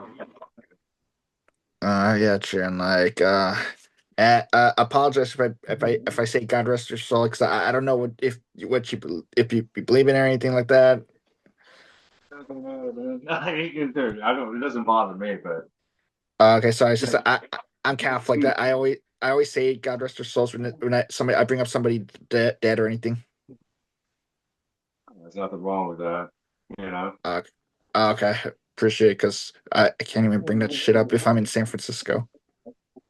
The thing is, I wouldn't even tell you to change anything. That's just how I am. Yeah, like I'm not that's the thing. Like I'm not. I was always taught never to be judgmental, and like no matter what you believe in or what you're into or what you're whatever, like I don't care. Like you're still gonna be my Yeah, friend. You're still gonna be my family. Like that doesn't bother me. I don't give a fuck. exactly. So No, yeah, I'm just saying, everybody comes from all different walks of life. exactly. And oh so I know it been been for a while. I don't know if you got anything going on after this or something like that. I try to keep remembering other people's time. You know what I mean? Oh yeah. Well, I didn't know what you meant. Like for wrestling or what I'm doing right now. What you're doing right now? Oh yeah. Well, the sun's going down, so probably pretty soon call it a day. But as far as the wrestling goes, I'm debuting for Zona 23. I I have know. two I matches. saw that. That's sick. Today to August for them, and then I'm going back to SBN in LA. I haven't been in LA in a while, so I'm going back there. Cool. Uh, You so that's you need. Sorry. I was about to say you need to come to Northern California. That's where I reside. Like, take a Northern California break because like I haven't seen you in person, and I really would like to see you in person. Probably buy a shirt from you. well, yeah, I appreciate it. Well, sure. You Yeah. know any promotions out there? Tell me anything else. Um. I can think of one because I know they do occasionally like a mixture of death matches. Oasis Pro Journey Fatu Jacobs Brothers promotion. I Yeah. mean, they don't do that now because I'm down just to go and wrestle. But I've seen your regular wrestling matches. They're good. Don't get me wrong. So yeah, maybe I'll keep that in mind and ask them if they were cool with it. But Yeah. so so we're gonna move on to the two end segments, and the first segment I'm going to do is called the 4x4, which is four categories of Mount Rushmores of wrestling. It's going to be male wrestler, female wrestlers, matches, and then a random one. And that one can be wrestling or non-wrestling. And these are your personal picks, not what anybody else thinks they what matter to you. Okay. So first one is going to be your Mount Rushmore of male wrestlers. Uh, yeah, that's a tough one because there's like so many. Shit. I get shitted on by a lot of my guests for going like, "Damn it, you dick." There's a lot of good wrestlers. Like I don't know, like how you could pinpoint number one. Yeah, I couldn't even put anybody on like a number one. You know. Like it doesn't have to be a particular order, so it helps. Well, shit, I would like throw Bruiser Brody, Oh Mount shit. Rushmore. Nice. Yeah, Bruiser That's Brody, that the fucking man. Female uh, wrestler, that's easy. Gumi Kudo. wait, who would you say? Gumi Kudo? I She's thought from W. Masada, sorry. I was saying because this is Mount Rushmore male wrestlers, then it's female wrestlers after. I said Bruiser Brody for male. No, I'm saying for female, easy. Gumi Kudo. Yeah, my bad. Rushmore, okay, so like Bruiser Brody, I put Terry Funk in there, Tracy Smothers, Sabu. Tracy Smothers, really? Yeah, Tracy was the man. Holy shit. I was not expecting that. Like, how many wrestlers do you know that have actually got in the ring with fucking bears? Oh, I didn't know about that. Yeah, yeah. It, Look it up. Tracy uh, Smothers versus bear. Now I am gonna look that up right after. Well, that's my Okay. Mount Road. Bruiser Brody, Terry Funk, Tracy Smothers, Sabu. All right, nice. And you're the first one to bring up Brody. Yeah. Okay, that's cool. All right. Now you're a female Mount Rushmore, and you already brought up Megumi Kudo. Yeah, Gumi Kudo, Bull Nakano.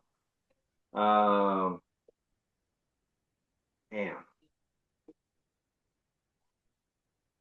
shoot. Those are the two that most Asia Con. That's another one. They're mostly Oh shit. Japanese, mainly Japanese female wrestlers were ones I Oh, like. that's totally fine.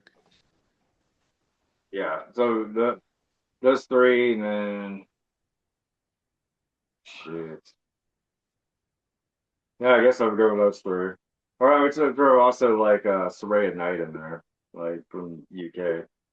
I know Oh, she gets a lot of shit, but the Knight family actually, I did training with them when I wrestled in England. oh, nice. But All she's right. OG. All right. That's a pretty good one, an interesting one. All right, and here's the next one, which everyone gives me crap for. Your Mount Rushmore of matches. For matches. Pegasus Kid versus Black Tiger, Super Oh, Juniors. oh, nice. Uh, um, if you're gonna go with like blood and guts, like I would go with Onita against Terry Funk in the Exploding Bob Wire match. Oh, nice. I love that one. Mm. Then if you want to go like three-way dance, like I would go with the very first Ring of Honor with American Dragon, Key, and Christopher Daniels. Those are Oh my shit. top. Wow. And one more though. One more. Okay. Shoot.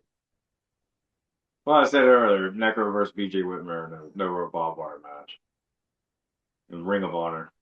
Damn. This is like the first time no one's has put. You're the first one to not put anything WWE related on there.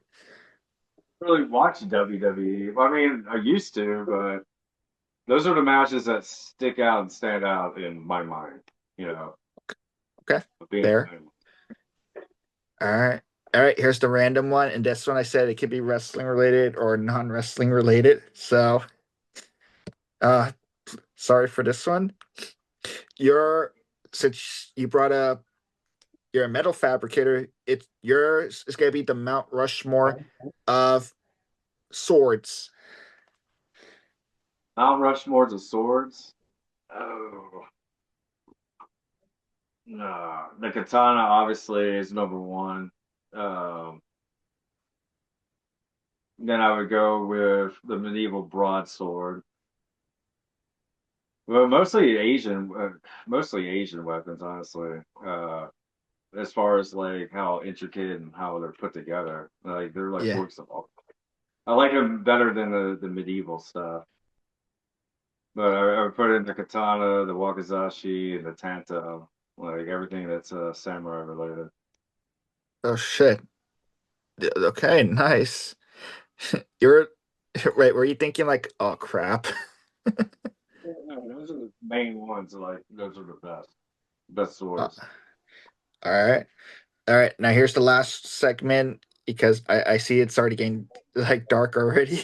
All right. So the next one is 21 questions, and these are quick fire answers, but you can leave a reason if you like. Okay. So, all right. Ready, Masada? Yeah. Okay. Number one, what was your first job? My first job was being the white Power Ranger at a movie theater. Oh, what the? Yeah, No. that was my first job. A lot of people didn't know that, but yeah, that was my very first job. Okay. Number two, what was your first car? Was a Ford Ranger. Okay. Number three, what is a trait you find in a person repulsing? People that contradict themselves. Okay. Don't worry, I can relate. Working in the school, so. All right. Number four, what is your favorite movie of all time? Favorite movie of all time. Hmm. Jaws. Oh, nice. All right. Number five, what is your go-to fast food place? Two fast food place. Uh, no, Whataburger. In Okay. Texas. All right. Number six, what is your go-to order from Whataburger? The triple patty melt meal with jalapenos. All right. All right. Number seven, what was your favorite cartoon as a kid?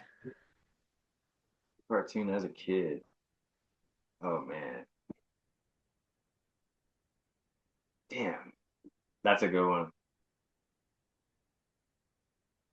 I guess like GI Joe or Thundercats or He Man. Like those would be the three. Between them, yeah. Okay. All right. Number eight, this is a travel one. What is a country you wish to visit that is not wrestling related, just as a tourist? Zealand. What'd you say? New Zealand. News. Oh, nice. Okay. All right. Number nine, what is a country that you wish to wrestle just to say you did it once? Brazil. Oh, fuck, nice. All right. Number 10. What is a city you despise in Texas? Just spice in Texas. Oh shit, there's quite a few. Like your Beaumont. one. Okay. Beaumont. Yeah, where I'm originally from. I hate that place. Okay. All right. Number 11. If you were not wrestling, what would you be doing instead? What I'm doing now, fabricating weapons. That's what we were doing. Same thing. Okay. All right. Number 12. I know you said there's some stuff you wouldn't do in a death match, but what's the one thing that's other than barefoot that you would not do at all, period?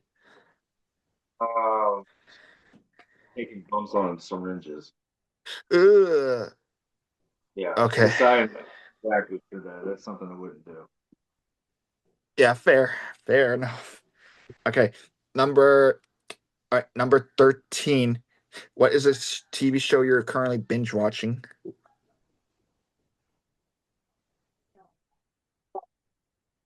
I don't really watch too many TV shows actually. Oh, I've only okay. seen YouTube channels, Papa Meat. He's funny as Okay. hell. Okay. There. Uh, uh, Number 14. What was one thing that you did not like in Japan? Food at first. Wait, what'd you say? Food at first, like raw fish Oh, that still looks medium. oh, okay.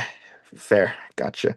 All right. Number 15. Who is a wrestler that you like to hang out with before and after shows that you've been booked on? And it has to Simbo be D. one. Simbo D. Oh, okay. Oh, nice. All right. Fuck. What number am I? Am I on 15? Sure. Sorry, my head blanks out a little bit. Okay. All right. Fuck it. I'll just say 15. All right. 15. What's your favorite sit down restaurant? What's your favorite sit down restaurant? It used to be Casa Lay, which isn't popular, like it's from this area. Mhm. But a Mexican restaurant, La Cantina. Or I like to Cantina. go to Saltgrass Steakhouse. Oh, okay. All right. All right, number 17. I don't know if if you have one, but who is your favorite rock band? Walking, Pro Bar. Ooh, okay. All right. Number 18. What's one match that you did that you're least proud of? So I'm least proud of. Uh, I don't know. I try to tend to forget those matches. Uh, if you don't know, it's totally fine. I can move on. Not to mine. Okay. All right. Number 19. If there was a time machine and you can go back in time to your childhood and pick one thing out to bring to your current time now, what would it be? What was that? If I can go back in time and bring something back, Yeah, to your current time now from your childhood. like physically bring back? Is that Yeah. what you mean?